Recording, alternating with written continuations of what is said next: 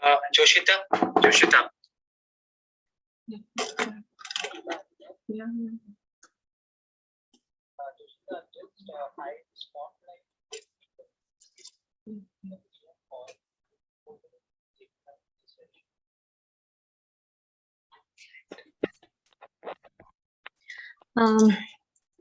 ಎಲ್ಲರಿಗೂ ನಮಸ್ಕಾರ.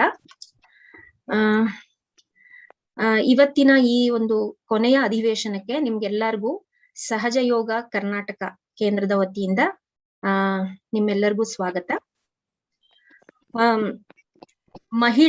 ಅಂತಾರಾಷ್ಟ್ರೀಯ ಮಹಿಳಾ ದಿವಸದ ಅಂಗವಾಗಿ ನಾವು ಹಮ್ಮಿಕೊಂಡಿದ್ದ ಈ ಒಂದು ಕಾರ್ಯಕ್ರಮ ಇವತ್ತಿಗೆ ಕೊನೆ ಆಗ್ತಾ ಬರ್ತಾ ಇದೆ. ನೀವು ಇಷ್ಟು ದಿನದಲ್ಲಿ ಸಹಜಯೋಗ ಅಂದ್ರೇನು, ಮತ್ತೆ ಸಹಜ ಯೋಗದಲ್ಲಿ ನಮ್ಮ ಸೂಕ್ಷ್ಮ ಶರೀರದ ಬಗ್ಗೆ ತಿಳ್ಕೊಂಡ್ರಿ. ಅದ್ರ ಜೊತೆಗೆ ಪ್ರತಿಯೊಂದು ನಾಡಿ ಮತ್ತು ಪ್ರತಿಯೊಂದು ಚಕ್ರದ ಬಗ್ಗೆ ಒಂದು ಕಿರುಪರಿಚಯ ಮಾಡ್ಕೊಂಡ್ರಿ. ಇವತ್ತಿನ ಈ ಒಂದು ಅಧಿವೇಶನದಲ್ಲಿ ನಾವು ಕೊನೆಯ 2 ಚಕ್ರಗಳ ಬಗ್ಗೆ ಮಾತಾಡ್ತೇವೆ. ಅದರ ನಿಮಿತ್ತ ನಿಮ್ಗೆ ಶ್ರೀ ಮಾತಾಜಿಯವರ ಪ್ರವಚನ ಕೂಡ ಹಾಕ್ತೇವೆ. ಹಾಗೇನೆ ನಾವೆಲ್ಲರೂ ಸೇರಿ ಒಟ್ಟಿಗೆ ಧ್ಯಾನ ಕೂಡ ಮಾಡೋಣ. ಸೊ ಬನ್ನಿ, ಇವತ್ತಿನ ಈ ಅಧಿವೇಶನ ಶುರು ಮಾಡೋದಕ್ ಮುಂಚೆ ಇವತ್ ಯಾರಾದ್ರೂ ಹೊಸಬ್ರಿದ್ದಾರಾ ನಾವು ನೋಡ್ಬೇಕು. ದಯವಿಟ್ಟು ಯಾರಾದ್ರೂ ಹೊಸಬ್ರಿದ್ರೆ ತಮ್ಮ ಹ್ಯಾಂಡ್ಸ್ ರೈಸ್ ಮಾಡ್ಬೋದು.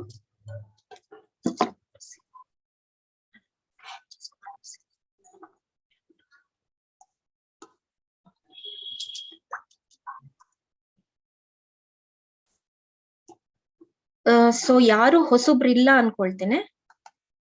ನೀವೆಲ್ಲರೂ ಈ ಒಂದು ಪ್ರಯಾಣದಲ್ಲಿ ಎಲ್ಲರೂ ಜೊತೆಯಾಗಿ ಇದ್ದೀರಾ. ಮತ್ತೆ ಇವತ್ತಿನ ಈ ಕೊನೆಯ ಅಧಿವೇಶನದಲ್ಲಿ ನಾವು ಆಜ್ಞಾ ಚಕ್ರದ ಬಗ್ಗೆ ತಿಳ್ಕೊಳ್ಳೋಣ. ಮತ್ತೆ ನಂತರ ಸಹಸ್ರಾರ ಚಕ್ರದ ಬಗ್ಗೆ ತಿಳ್ಕೊಳ್ಳೋಣ. ಮೊದಲನೇದಾಗಿ ಆಜ್ಞಾ ಚಕ್ರ. ಈ ಆಜ್ಞಾ ಚಕ್ರವು ಕ್ಷಮೆಯ ಕೇಂದ್ರ. ಅಂದ್ರೆ ನಾವು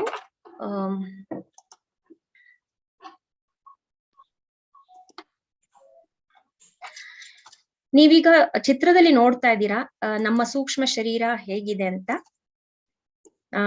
ಇದರಲ್ಲಿ ಆಜ್ಞಾ ಚಕ್ರ ಎಲ್ಲಿ ಬರ್ತಾ ಇದೆ ನೋಡಿ. ಇದು ನಮ್ಮ ಮೆದುಳಿನಲ್ಲಿ ನೋಡಿ, ಹಣೆಯ ಮಧ್ಯ ಇದೆಯಲ್ಲ, ಅಲ್ಲಿದೆ. ಈ ಮೆದುಳಿನ ಮಧ್ಯದಲ್ಲಿ ಇದು ನಮ್ಮ ಸ್ಪೈನಲ್ ನೋಡಿ. ನಮ್ಮ ಸ್ಪೈನಲ್ ಕಾರ್ಡ್ ಅಲ್ಲಿ ನೋಡಿದ್ರೆ ನಮ್ಮ ಆಜ್ಞಾ ಚಕ್ರ ಇಲ್ಲಿ ಬರುತ್ತೆ. ಆಪ್ಟಿಕ್ ಥಾಲಮಸ್ ಅಂತ ಒಂದು ಪ್ಲೇಸ್ ಇದೆ ನಮ್ಮ ಬ್ರೈನ್ ಅಲ್ಲಿ, ಅಲ್ಲಿ ಬರುತ್ತೆ ಕ್ರಾಸ್ ಓವರ್ ಅಲ್ಲಿ. ಮತ್ತು ನಮ್ಮ ಕಾಲ್ಗಳಲ್ಲಿ ಇದು ಈ ಒಂದು ಬೆರಳನ್ನ ಸೂಚಿಸುತ್ತೆ. ಇಲ್ಲಿ ಕಾಣಿಸ್ತಾ ಇದೆಯಲ್ಲ, ಮಧ್ಯದ ಪಕ್ಕದ ಬೆರಳು. ಹಾಗೇನೆ ಕೈಗಳಲ್ಲಿ ಇದು ಇದೆ ಅಂತ ರಿಂಗ್ ಫಿಂಗರ್ ಅಂತಾರಲ್ಲ, ಅದನ್ನ ಸೂಚಿಸುತ್ತೆ. ರಿಂಗ್ ಫಿಂಗರ್ ಇದು ಎಡ ಆಜ್ಞಾ, ಇದು ಬಲ ಆಜ್ಞಾ. ಸೊ ಒಟ್ಟು ತಲೆನಲ್ಲಿ ಇದು ನಮ್ಮ ಪೊಸಿಷನ್ ಬಂದ್ಬಿಟ್ಟು ನಮ್ಮ ಹಣೆಯ ಮಧ್ಯ ಇರೋದು. ಸೊ ಇದರ ಒಂದು ಇದ್ರ ಬಗ್ಗೆ ತಿಳ್ಕೊಂಡ ಗುಣಲಕ್ಷಣಗಳ ಆಜ್ಞಾ ಚಕ್ರದ್ದು. ಇದರ ದಳಗಳು 2, ಮತ್ತೆ ಇದರ ತತ್ವ ಅಂದ್ರೆ ಇದರ ಒಂದು ಎಲಿಮೆಂಟ್ ಅಂತಾರಲ್ಲ, ಯಾವ್ದ್ರಿಂದ ಬೆಳಕು. ಇದರ ಬಣ್ಣ ಬಂದ್ಬಿಟ್ಟು ಬೆಳ್ಳಿ ಅಂತಂದ್ರೆ ಬೆಳಕು ಯಾವ ಕಲರ್ ಇರುತ್ತೆ ಆ ಕಲರ್. ಆಮೇಲೆ ಫಿಸಿಕಲ್ ಆಗಿ ಇದು ನಮ್ಗೆ ಎಲ್ಲಿದೆ ಅಂತಂದ್ರೆ ನಮ್ಮ ಬ್ರೈನ್ ಅಲ್ಲಿ ಮಧ್ಯದಲ್ಲಿ ಆಪ್ಟಿಕ್ ಥಾಲಮಸ್ ಅಂತ ಒಂದು ಪ್ಲೇಸ್ ಇದೆ. ಅಂದ್ರೆ ಪೀನಲ್ ಮತ್ತು ಪಿಟ್ಯುಟರಿ ಗ್ರಂಥಿ ಇದೆಯಲ್ಲ, ಅಲ್ಲಿ ಬರುತ್ತೆ ಈ ಒಂದು ಆಜ್ಞಾ ಚಕ್ರ. ಹಾಗೇನೆ ಇದು ಯಾವ ಗ್ರಹವನ್ನ ರೂಲ್ ಮಾಡುತ್ತೆ ಅಂತಂದ್ರೆ ಸೂರ್ಯ ಗ್ರಹವನ್ನ. ಅಂದ್ರೆ ನಮ್ಮ ಒಂದು ಪ್ಲಾನೆಟರಿ ಸಿಸ್ಟಮ್ ಅಲ್ಲಿ ಮೇನ್ ಸೂರ್ಯನ ಸುತ್ತನೇ ಎಲ್ಲ ಸುತ್ತುತ್ತಾ ಇರೋದು. ಸೊ ಇದರ ಮೇನ್ ಇದು ಯಾವ ಪ್ಲಾನೆಟ್ ನ ಸೂಚಿಸುತ್ತೆ ಅಂತಂದ್ರೆ ಸೂರ್ಯ ಗ್ರಹ. ಮತ್ತೆ ಕೈನಲ್ಲಿ ಅದೇ ನಾ ಹೇಳ್ದಾಗ ಇದು ಉಂಗುರದ ಬೆರಳನ್ನ ಸೂಚಿಸುತ್ತೆ.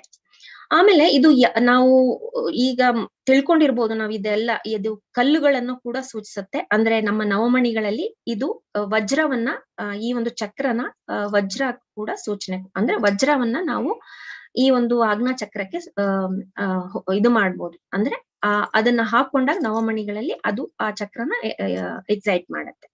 ಹಾಗೆ ರಾಗಗಳಲ್ಲಿ ರಾಗ ಭೂಪ್ ಅಂತ ಇದೆಯಲ್ಲ, ಅದು ಹಾಡೋದ್ರಿಂದ ಈ ಒಂದು ಆಜ್ಞಾ ಚಕ್ರ ಜಾಗೃತಗೊಳ್ಳುತ್ತೆ. ಈ ಆಜ್ಞಾ ಚಕ್ರ ನಮ್ಮನ್ನ ಫಿಸಿಕಲ್ ಆಗಿ ಅಂದ್ರೆ ದೈಹಿಕವಾಗಿ ಏನನ್ನ ನೋಡ್ಕೊಳ್ಳುತ್ತೆ ಅಂದ್ರೆ ನಮ್ಮ ದೃಷ್ಟಿಯನ್ನ, ನಾವು ನೋಡೋ ನಮ್ಮ ಕಣ್ಣಿನಿಂದ ನೋಡೋ ನೋಟ ಇದೆಯಲ್ಲ, ದೃಷ್ಟಿಯನ್ನ ನೋಡ್ಕೊಳ್ಳುತ್ತೆ. ಹಾಗೆ ನಮ್ಮ ಆಲೋಚನೆಗಳನ್ನು ಕೂಡ ಇದು ಸೃಷ್ಟಿಸುತ್ತೆ. ಅಂದ್ರೆ ಸೃಷ್ಟಿಸಲ್ಲ, ಆಲೋಚನೆಗಳನ್ನ ಕೂಡ ಇದು ನೋಡ್ಕೊಳ್ಳುತ್ತೆ. ಹಾಗೆ ಇದು ನಮ್ಮ ಆಪ್ಟಿಕ್ ಥಾಲ್ಮಸ್ ಇದೆಯಲ್ಲ, ಅದನ್ನ ಆ ಒಂದು ಜಾಗದ ದಾಟುವಿಕೆಯ ಜಾಗದಲ್ಲಿದೆ. ಇದು ಹಣೆಯ ಮಧ್ಯ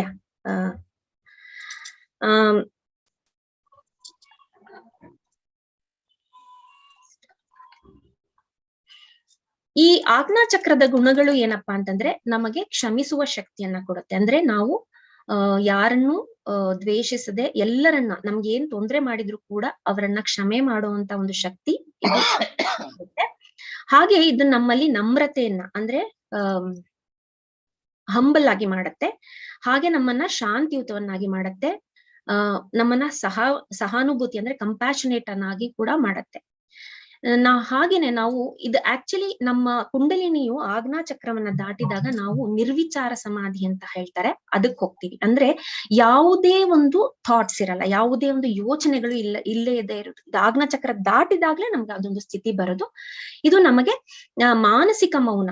ಇದರಿಂದ ಏನಾಗುತ್ತೆ, ನಾವು ಮೆಂಟಲಿ ವಿಲ್ ಬಿಕಮ್ ಪೀಸ್ಫುಲ್. ಅಂದ್ರೆ ನಮ್ಮಲ್ಲಿ ಯಾವುದೇ ಒಂದು ಆಲೋಚನೆಗಳ ಒಂದು ಇದಿರಲ್ಲ, ಏನಂತಾರೆ ಯೋಚನಾ ಲಹರಿಗಳಿರೋದಿಲ್ಲ. ಹಾಗೇನೆ ಇದು ನಮಗೆ ಪುನರುತ್ಥಾನವನ್ನ ಕೊಡುವಂತ ಒಂದು ಚಕ್ರ.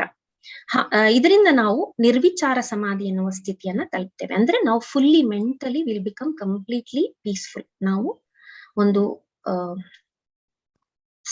ಮಾನಸಿಕವಾಗಿ ಸಂಪೂರ್ಣವಾದ ಒಂದು ಶಾಂತಿಯನ್ನ, ಯಾವುದೇ ಆಲೋಚನೆಗಳಿಲ್ಲದ ಒಂದು ಸ್ಥಿತಿಯನ್ನ ನಾವು ಪಡಿತೀವಿ ಈ ಆಜ್ಞಾ ಚಕ್ರದಿಂದ. ಆದ್ರೆ ಈ ಆಜ್ಞಾ ಚಕ್ರ ತುಂಬಾ ಏನಂತಂದ್ರೆ ತುಂಬಾ ಚಿಕ್ಕದ ಕಿರಿದಾದ ಜಾಗ. ಯಾಕಂದ್ರೆ ಇದು ಲೆಫ್ಟ್ ಅಂದ್ರೆ ನಮ್ಮ ಇಡಾನಾಡಿ ಮತ್ತು ನಮ್ಮ ಪಿಂಗಳ ನಾಡಿ ಎರಡೂ ಇಲ್ಲಿ ಕ್ರಾಸ್ ಓವರ್ ಆಗುತ್ತೆ ಈ ಒಂದು ಹಣೆಯ ಮಧ್ಯೆ. ಅಲ್ಲಿ ಅದು ತುಂಬಾ ಚಿಕ್ಕದಾದ ಜಾಗ. ಇದನ್ನ ಈ ಒಂದು ಕುಂಡಲಿನಿ ಶಕ್ತಿಯಿಂದ ಮಾತ್ರ ಆ ಜಾಗ ಎಕ್ಸ್ಪ್ಯಾಂಡ್ ಆಗುತ್ತೆ, ಅಂದ್ರೆ ಅದು ಓಪನ್ ಅಪ್ ಆಗುತ್ತೆ. ಇಲ್ಲ ಅಂತಂದ್ರೆ ನಾವು ಏನೇ ಪ್ರಯತ್ನ ಮಾಡಿದ್ರು ನಮ್ಮ ಒಂದು ವಿಚಾರಗಳನ್ನ ನಿಲ್ಲಿಸೋದಕ್ಕೆ ಆಗಲ್ಲ. ಆದ್ರೆ ಕುಂಡಲಿನಿಗೆ ಆ ಒಂದು ಶಕ್ತಿ ಇದೆ. ಯಾವಾಗ ಆಕೆ ತನ್ನ ಆಜ್ಞಾ ಚಕ್ರವನ್ನ ದಾಟಿ ಹೋಗ್ತಾಳೋ ಆಗ ನಮ್ಮ ಯೋಚನೆಗಳನ್ನೆಲ್ಲ ನಿಲ್ಲಿಸ್ತಾಳೆ. ಈಗ ನೋಡಿ, ಈ ನಿರ್ವಿಚಾರ ಸಮಾಧಿ ಏನು ಅಂತಂದ್ರೆ ನಿಮ್ಗೆ ಈ ಒಂದು ಪ್ರೆಸೆಂಟೇಶನ್ ಅಲ್ಲಿ ನಿಮ್ಗೆ ಕಾಣಿಸ್ತಾ ಇದೆ. ನಿರ್ವಿಚಾರ ಸಮಾಧಿ ಅಂತಂದ್ರೆ ಯಾವುದೇ ವಿಚಾರಗಳಿಲ್ಲದಂತ ಸ್ಥಿತಿ. ಈಗ ನೀವು ಇಲ್ಲಿ ಒಂದು ಇದನ್ನ ನೋಡ್ತಾ ಇದ್ದೀರಾ, ಏನು ಒಂದು ಗ್ರಾಫ್ ಅಲ್ಲಿ ನಾವು ಯಾವಾಗ್ಲೂ ನಮ್ಮ ಜೀವನ ಹೇಗಿರುತ್ತೆ ಅಂದ್ರೆ, ನಮ್ಮ ಒಂದು ಯೋಚನಾ ಲಹರಿ ಹೇಗಿರುತ್ತೆ ಅಂದ್ರೆ, ಒಂದು ಯೋಚನೆ ಮೇಲೆ ಇರ್ತಾ ಇದ್ರೆ ಇನ್ನೊಂದು ಯೋಚನೆ ಕೆಳಗಿಳಿತಾರೆ. ಒಂದು ಯೋಚನೆ ಹೀಗೆ ಮೇಲೆ ಇರ್ತಾ ಇದ್ರೆ ಇನ್ನೊಂದು ಯೋಚನೆ ಅದು ಕೆಳಗಿಳಿತಾ ಇರೋಂಗೆ ಇನ್ನೊಂದು ಯೋಚನೆ ಶುರುವಾಗುತ್ತೆ. ಆದ್ರೆ ನಾವು ನಿರ್ವಿಚಾರದ ಸ್ಥಿತಿ ಯಾವಾಗ ತಲುಪ್ತೀವಿ ಅಂತಂದ್ರೆ, ಒಂದು ಯೋಚನೆ ಏರಿದಾಗ ಅದು ಇನ್ನೊಂದು ಯೋಚನೆ ಬರೋದಕ್ ಮುಂಚೆ ಒಂದು ವಿಳಂಬ ಅಂತ ಹೇಳ್ತಾರೆ. ಅಂದ್ರೆ ಇನ್ನೊಂದು ಅದು ಇಳಿಯೋದಕ್ ಮುಂಚೆ ಒಂದು ಯಾವುದೇ ಒಂದು ಥಾಟ್ಸ್ ಇಲ್ಲದಂತ ಒಂದು ಸೈಲೆಂಟ್ ಸ್ಟೇಟ್ ಬರುತ್ತೆ. ಅದನ್ನ ವಿಳಂಬ ಅಂತ ಹೇಳ್ತಾರೆ.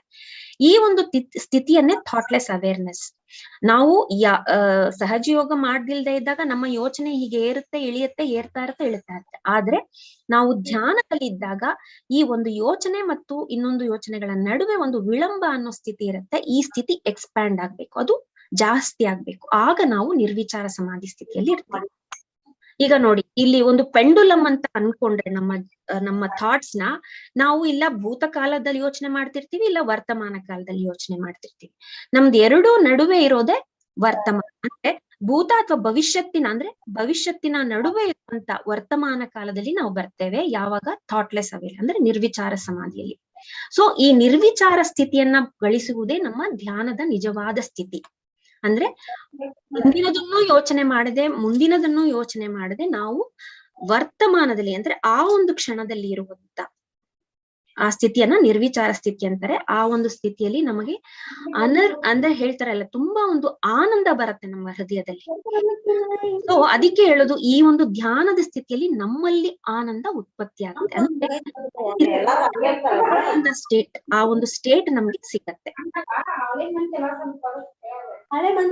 ಸ್ವಲ್ಪ ಅಧ್ಯಾತ್ಮ ಐತೆ, ಅಧ್ಯಾತ್ಮ ಈ ಆಜ್ಞಾ ಚಕ್ರ ಯಾಕೆ ಅಸಮತೋಲನಗೊಳ್ಳುತ್ತೆ ಅಂದ್ರೆ, ನಮ್ಮಲ್ಲಿ ಯಾವ ಒಂದು ದೈಹಿಕ ತೊಂದರೆಗಳಿಂದ ನಮ್ಮ ಆಜ್ಞಾ ಚಕ್ರ ಅಸಮತೋಲನಗೊಳ್ಳುತ್ತೆ ಅಂದ್ರೆ ನಮ್ಮ ಲೆಫ್ಟ್ ಆಜ್ಞಾ ಅಂದ್ರೆ ಅಂತಂದ್ರೆ ಹೀಗೆ ಬಂದು ಹೀಗೆ ಕ್ರಾಸ್ ಆಗುತ್ತಲ್ಲ, ಇದು ಲೆಫ್ಟ್ ಆಜ್ಞಾ. ಈ ಪೋರ್ಷನ್ ಯಾಕೆ ತೊಂದರೆಗೊಳಗಾಗುತ್ತೆ ಅಂದ್ರೆ ನಮ್ಗೆ ಹಿಂದಿನ ಕನಸುಗಳನ್ನೇದಿದ್ರೆ, ಅಥವಾ ನಮ್ಗೆ ಭ್ರಮೆಗಳಿದ್ರೆ, ಅಥವಾ ನಮ್ಮ ಮೆದುಳಿನಲ್ಲಿ ಏನಾದ್ರೂ ಗೆಡ್ಡೆಗಳಿದ್ರೆ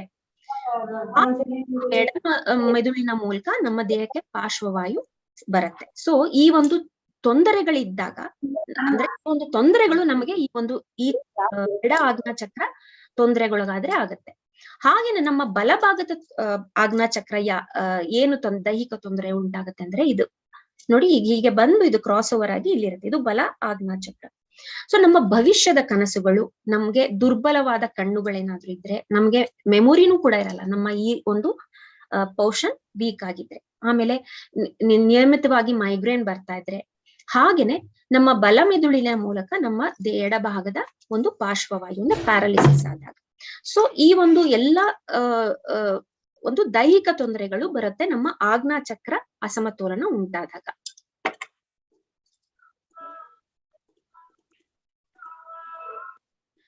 ಹಾಗಾದ್ರೆ ಈ ಆಜ್ಞಾ ಚಕ್ರವನ್ನ ಸಮತೋಲನ ಮಾಡೋದು ಹೇಗೆ? ದಿನಾ ಬೆಳಿಗ್ಗೆ ಮತ್ತು ಸಂಜೆ ಧ್ಯಾನ ಮಾಡೋದ್ರಿಂದ, ಹಾಗೂ ಮಂತ್ರಗಳು ಮತ್ತು ಪ್ರಾರ್ಥನೆಗಳನ್ನ ಮಾಡೋದ್ರಿಂದ ನಾವು ಇದನ್ನ ಆಜ್ಞಾ ಚಕ್ರವನ್ನ ಸರಿ ಮಾಡ್ಕೋಬಹುದು. ಹಾಗೆಯೇ ನಾವು ಯಾವಾಗ್ಲೂ ಪ್ರತಿಕ್ರಿಯೆಗಳನ್ನ ನಾವು ಕೊಡಬಾರ್ದು. ಯಾವುದೇ ಒಂದು ಸ್ಥಿತಿಯಲ್ಲಿ ನಾವು ಪ್ರತಿಕ್ರಿಯಿಸಬಾರ್ದು. ಹಾಗೇನೆ ಯಾವುದೇ ಒಂದು ಸ್ಥಿತಿಯಲ್ಲೂ ನಾವು ಇದ್ದಂಗೆ ನೋಡುವಂಥದ್ದು, ಅಂದ್ರೆ ಸಾಕ್ಷಿ ಭಾವದಲ್ಲಿ ಇದ್ದಾಗ ನಾವು ಯಾವುದಕ್ಕೂ ರಿಯಾಕ್ಟ್ ಮಾಡಲ್ಲ.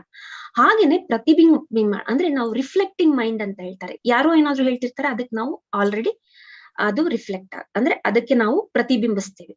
ಸೊ ಈ ಒಂದು ಕ್ರಿಯೆಯನ್ನ ನಾವು ಕಡಿಮೆ ಮಾಡಿದ್ರೆ, ರಿಯಾಕ್ಟ್ ಮಾಡೋದು ಮತ್ತೆ ರಿಫ್ಲೆಕ್ಟ್ ಮಾಡೋದನ್ನ ಕಡಿಮೆ ಮಾಡಿದ್ರೆ ನಮ್ಮ ಆಜ್ಞಾ ಚಕ್ರ ಚೆನ್ನಾಗಿರುತ್ತೆ. ಹಾಗೇನೆ ನಾವು ನಮ್ಮಲ್ಲಿ ಏನಾದ್ರೂ ನಮ್ಮ ಲೆಫ್ಟ್ ಇಂದ ನಮ್ಮ ಈ ಬ್ರೈನ್ ಅಲ್ಲಿ ಏನಾದ್ರೂ ಅಂದ್ರೆ ನಮ್ಮ ಈ ಚಕ್ರಕ್ಕೆ ತೊಂದರೆ ಇದ್ರೆ, ನಾವು ಪ್ರತ್ಯಹಂಕಾರದಿಂದ ಅಂದ್ರೆ ಇದು ಲೆಫ್ಟ್ ಸೈಡ್ ಇಂದ ಆಗೋದು ನಮ್ಮ ಪ್ರತ್ಯಹಂಕಾರದಿಂದ, ಸೂಪರ್ ಈಗೋ ಇಂದ. ಸೊ ಅದನ್ನ ಹೊರಗೆ ಬರ್ಬೇಕು ಅಂದ್ರೆ ನಾವು ಸೆಲ್ಫ್ ಎಸ್ಟೀಮ್ ಅಂದ್ರೆ ನಮ್ಗೆ ಆತ್ಮಗೌರವ ಇರಬೇಕು.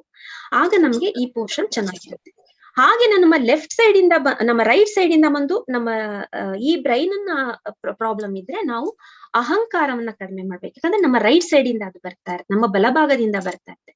ಸೊ ಅಹಂಕಾರವನ್ನ ನಾವು ಕಡಿಮೆ ಮಾಡಿ ವಿನಮ್ರರಾಗೋದ್ರಿಂದ ನಾವು ಈ ಒಂದು ಪ್ರಾಬ್ಲಮ್ ಅಂದ್ರೆ ಈ ಒಂದು ಆಜ್ಞಾ ಚಕ್ರದ ತೊಂದರೆಯಿಂದ ಹೊರಗೆ ಬರ್ಬೋದು.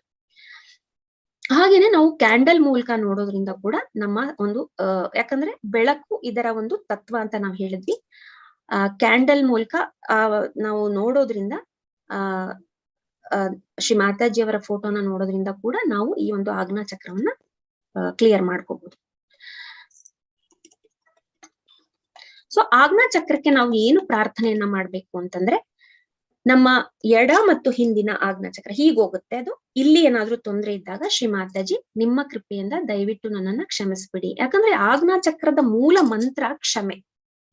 ನಾವು ಕ್ಷಮಿಸಿದಾಗ ಮಾತ್ರ ಈ ಚಕ್ರ ಓಪನ್ ಆಗುತ್ತೆ. ಸೊ ಇಲ್ಲಿ ನಾವು ಹೇಳ್ಬೇಕು, ದಯವಿಟ್ಟು ನನ್ನ ಏನಾದ್ರೂ ತಪ್ಪು ಮಾಡಿದ್ರೆ ನನ್ನನ್ನ ಕ್ಷಮಿಸ್ಬಿಡಿ. ಹಾಗೆ ಮಧ್ಯದ ಆಜ್ಞಾ ಚಕ್ರಕ್ಕೆ ಮಂತ್ರ ಅಂದ್ರೆ ಪ್ರಾರ್ಥನೆ ಏನಪ್ಪಾ ಅಂತಂದ್ರೆ, ಶ್ರೀ ಮಾತಾಜಿ ನನಗೆ ಕ್ಷಮಿಸುವ ಮತ್ತು ತ್ಯಾಗ ಮಾಡುವ ವ್ಯಕ್ತಿಯನ್ನಾಗಿ ಮಾಡಿ. ಅಂದ್ರೆ ನಾವಿಲ್ಲಿ ಕೇಳ್ಕೋಬೇಕು, ನಮಗೆ ಆ ಕ್ಷಮಿಸುವ ಗುಣವನ್ನ ದಯಪಾಲಿಸಿ ಅಂತ. ಹಾಗೇನೆ ನಮ್ಮ ಬಲ ಆಜ್ಞಾ ಚಕ್ರ ಅಂದ್ರೆ ಈ ಪೋರ್ಷನ್ ಅಲ್ಲಿ ಏನಾದ್ರೂ ನಮ್ಗೆ ಹಿಡಿತ ಕಂಡು ಬಂದಲ್ಲಿ ನಾವು ಆಗ ಪ್ರಾರ್ಥನೆ ಮಾಡ್ಬೇಕು, ಶ್ರೀ ಮಾತಾಜಿ ನಾನು ಎಲ್ಲರನ್ನ ಕ್ಷಮಿಸ್ತೇನೆ. ಅಂದ್ರೆ ನಾವ್ ಯಾರ ಮೇಲೂ ಗ್ರಡ್ಜ್ ಇಟ್ಕೋಬಾರ್ದು, ನಾವೆಲ್ಲರನ್ನ ಕ್ಷಮಿಸ್ಬಿಡ್ಬೇಕು ಉದಾರ ರೀತಿಯಿಂದ. ಯಾಕಂದ್ರೆ ನಾವು ಕ್ಷಮಿಸದೇ ಇದ್ರೆ ನಾವು ಅವ್ರಿಗೇನೋ ತೊಂದರೆ ಮಾಡಲ್ಲ, ನಮಗ್ ನಾವೇ ತೊಂದರೆ ಮಾಡ್ಕೋತೀವಿ. ಅವ್ರು ನಮ್ಮ ಒಂದು ಯೋಚನೆಯಲ್ಲಿ, ನಮ್ಮ ಮನಸ್ಸಲ್ಲಿ, ನಮ್ಮ ತಲೆಯಲ್ಲಿ ಅವ್ರು ಇದ್ಬಿಟ್ಟು ನಮಗೆ ತೊಂದರೆ ಕೊಡ್ತಾರೆ. ಸೊ ಅದಕ್ಕೋಸ್ಕರ ನಾವು ಎಲ್ಲರನ್ನೂ ಕ್ಷಮಿಸ್ಬಿಡ್ಬೇಕು. ಹಾಗೇನೆ ಬೇರೆಯವ್ರನ್ನ ಕ್ಷಮಿಸೋದಲ್ಲ, ಹಾಗೆ ನಮ್ಮನ್ನು ಕೂಡ ನಾವು ಕ್ಷಮಿಸ್ಕೊಳ್ಬೇಕು. ಯಾಕಂದ್ರೆ ನಾವು ಗಿಲ್ಟ್ ಫೀಲಿಂಗ್ ಇಟ್ಕೊಂಡು ಅಂದ್ರೆ ಪಾಪ ಪ್ರಜ್ಞೆಯಿಂದ ನಮ್ಮನ್ನ ನಾವು ಕ್ಷಮಿಸ್ಕೊಳ್ಳಿಲ್ಲ ಅಂದ್ರೆ, ಏನಾದ್ರೂ ತಪ್ಪು ಮಾಡಿದಾಗ ಆಗ ಕೂಡ ನಾವು ಆಜ್ಞಾ ಚಕ್ರವನ್ನ ಓಪನ್ ಮಾಡ್ಬೇಕಾಗ್ತದೆ. ಆಗ ಅದಕ್ಕೋಸ್ಕರ ನಮ್ಮ ಈ ಒಂದು ಸೈಡ್ ಅಲ್ಲಿ ನಮ್ಗೆ ಏನಾದ್ರೂ ತೊಂದರೆ ಇತ್ತು ಅಂದ್ರೆ, ಹಿಡಿತಾ ಇತ್ತು ಅಂದ್ರೆ ನಾವು ಎಲ್ಲರನ್ನ ಕ್ಷಮಿಸ್ಬಿಡ್ಬೇಕು, ನಮ್ಮನ್ನು ಕೂಡ ನಾವು ಕ್ಷಮಿಸಿಕೊಳ್ಬೇಕು. ಬನ್ನಿ ಈಗ ನಾವು ಶ್ರೀ ಮಾತಾಜಿಯವರ ಒಂದು ಟಾಕ್ ನ ಹಾಕ್ತೀವಿ. ಇದು ಒಂದು 10 ನಿಮಿಷ. ಅದರಲ್ಲಿ ಶ್ರೀ ಮಾತಾಜಿಯವರು ಆಜ್ಞಾ ಚಕ್ರದ ಬಗ್ಗೆ ಏನ್ ಹೇಳಿದಾರೆ ಕೇಳೋಣ.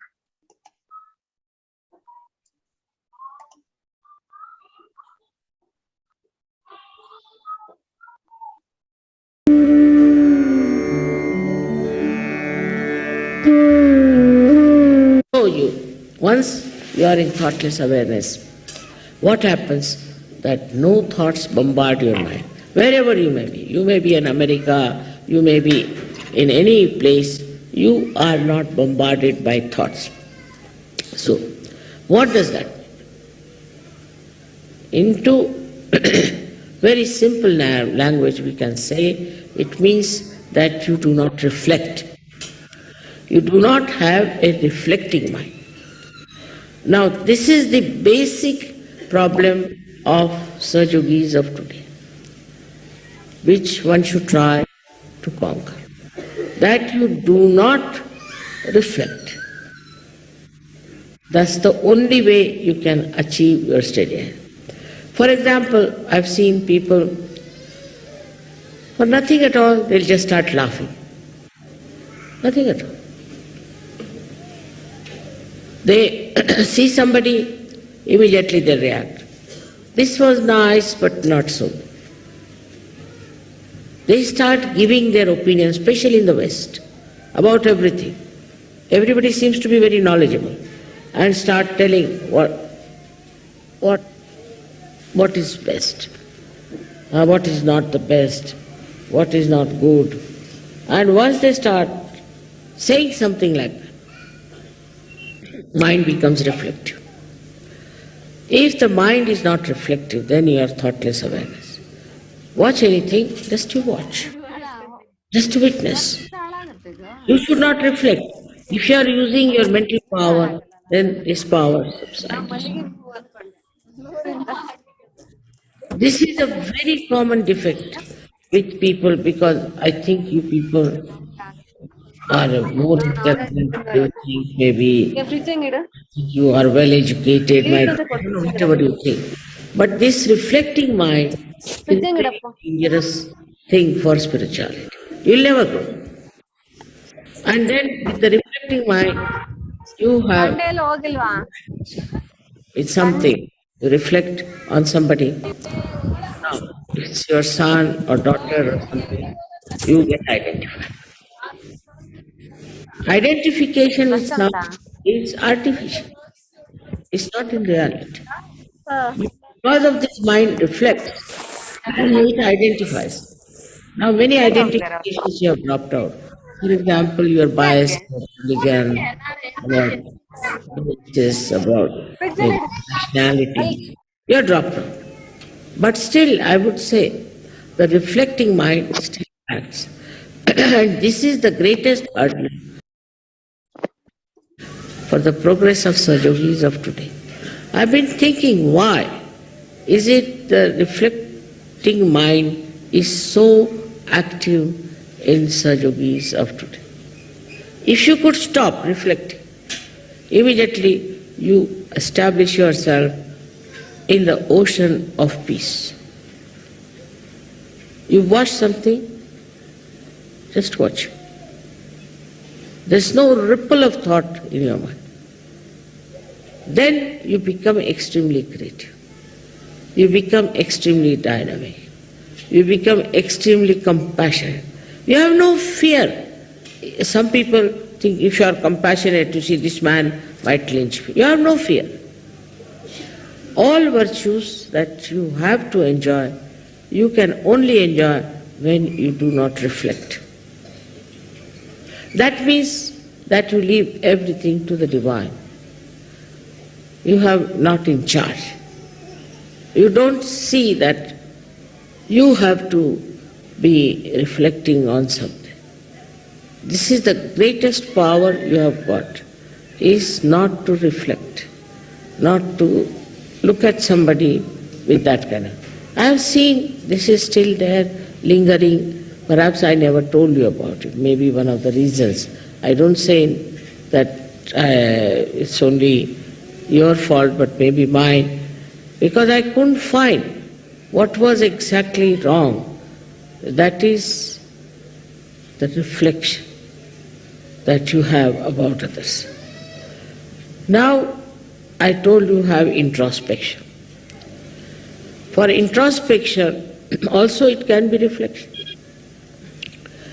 But that at least gives you idea as to where you are. But with that, psychologically you can become extremely depressed, you can condemn yourself. Then you may not understand yourself as a personality that you have.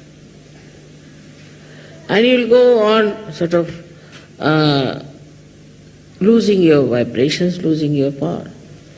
Because you are not control of yourself. So introspection also, if it brings about depression and demeaning of your personality, best is not to introspect also. Because all these mental activities I've seen create problems. But in a state where you are thoughtlessly aware, introspection comes to you automatically. You see it automatically. You understand it automatically.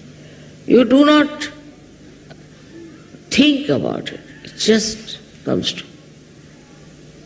The whole picture comes to you and you are at peace with yourself. You are never in turmoil, never in trouble.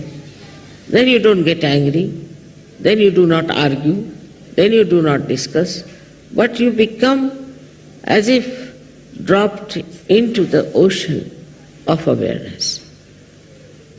And you don't have to worry as to solve something. When you are reflecting, then you find that this power works.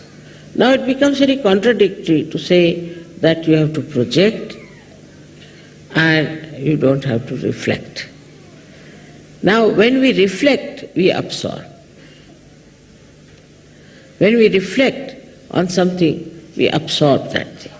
And mostly our attention goes to the defects of others.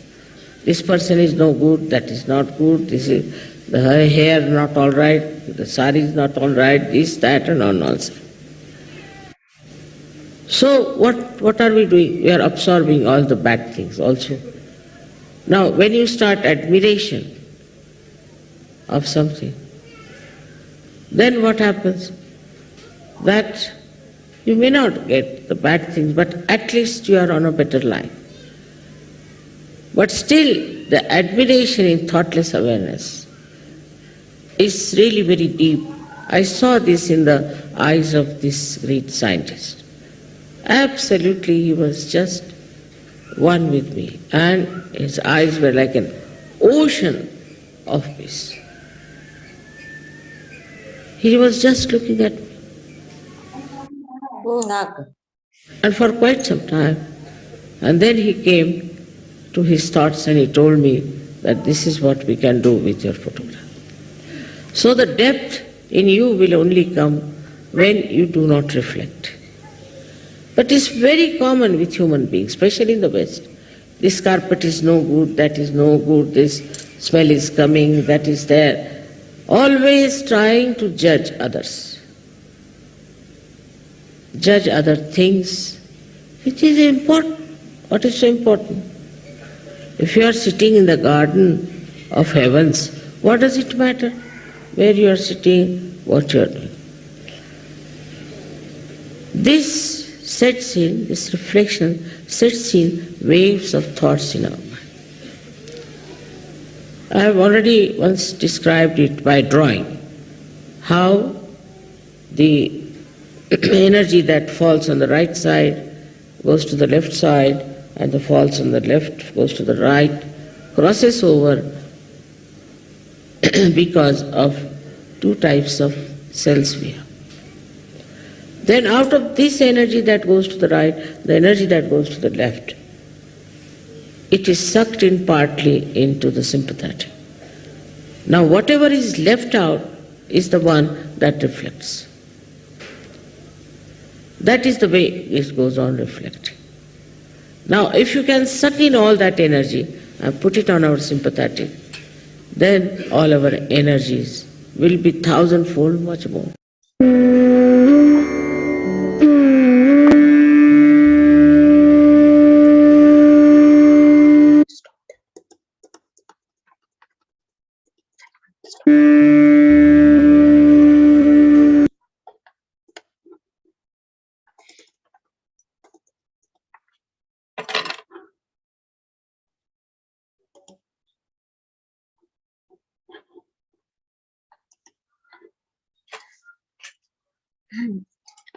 ಈಗ ನಾವು ಇನ್ನೊಂದು ಚಕ್ರ, ಸಹಸ್ರಾರ ಚಕ್ರದ ಬಗ್ಗೆ ತಿಳ್ಕೊಳ್ಳೋಣ. ಇದನ್ನ ಸಮಗ್ರತೆಯ ಚಕ್ರ ಅಂತಾರೆ. ಅಂದ್ರೆ ಇದರಲ್ಲಿ ಎಲ್ಲವೂ ನಮ್ಮ ನಮ್ಮ ಭಾವನಾತ್ಮಕತೆ ಮತ್ತು ನಮ್ಮ ದೈಹಿಕ ಎಲ್ಲವೂ ಇಲ್ಲಿ ಇಂಟಗ್ರೇಟ್ ಆಗತ್ತೆ, ಅಂದ್ರೆ ಸಮನ್ವಯಗೊಳ್ಳುತ್ತೆ. ಸೊ ಇದು ನಮ್ಮ ನೆತ್ತಿಯ ಮೇಲಿರೋದು ಸಹಸ್ರಾರ ಚಕ್ರ. ಇದನ್ನ ಸಹಸ್ರಾರ ಅಂತ ಯಾಕೆ ಹೇಳ್ತಾರೆ ಅಂದ್ರೆ 1000 ದಳಗಳು ಇಂದ ತುಂಬಿರುವಂತದ್ದು. ಇದು ನಮ್ಮ ನೆತ್ತಿಯ ಪ್ರದೇಶ. ನೋಡಿ, ಇದು ನಮ್ಮ ಸರ್ಟಲ್ ಸಿಸ್ಟಮ್ ಅಲ್ಲಿ ನಮ್ಮ ನೆತ್ತಿಯ ಮೇಲಿದೆ.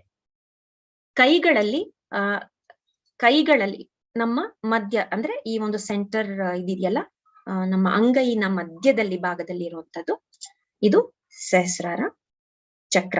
ಹಾಗೆ ಕಾಲ್ಗಳಲ್ಲಿ ನಮ್ಮ ಕಾಲ್ಗಳಿನ ಮಧ್ಯದಲ್ಲಿ ಇರೋದು. ಸೊ ಇದು ಈ ಪೋರ್ಷನ್ ಸಹಸ್ರಾರ ಚಕ್ರವನ್ನ ಸೂಚಿಸುತ್ತೆ. ಈ ಸಹಸ್ರಾರ ಚಕ್ರದ ಗುಣಲಕ್ಷಣಗಳೇನಪ್ಪಾ ಅಂದ್ರೆ ಇದು 1000 ದಳಗಳಿಂದ ಕೂಡಿದೆ.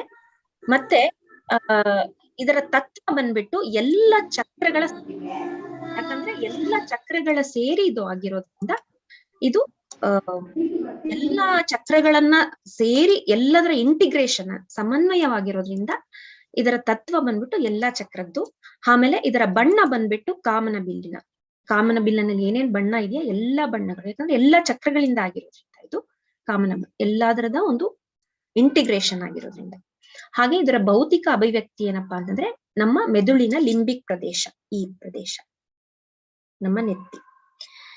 ಇದರ ಗ್ರಹ ಬಂದ್ಬಿಟ್ಟು ಪ್ಲೂಟೋ. ಕೈಯಲ್ಲಿನ ಸ್ಥಾನ ಅಂಗೈನ ಮಧ್ಯಭಾಗ ಅಂತ ಹೇಳಿದ್ನಲ್ಲ ಅದು. ಹಾಗೇನೆ ರಾಗ ಭೈರವಿ ಅಥವಾ ದರ್ಬಾರಿ ಹಾಡೋದ್ರಿಂದ ಈ ಒಂದು ಚಕ್ರ ಜಾಗೃತಗೊಳ್ಳುತ್ತೆ. ಹಾಗೆ ನವಮಣಿಗಳಲ್ಲಿ ಮುತ್ತು, ಪರ್ಲ್ ಅಂತಾರಲ್ಲ, ಅದು ಇದರ ಒಂದು ಈ ಚಕ್ರವನ್ನ ಜಾಗೃತಗೊಳಿಸುತ್ತೆ.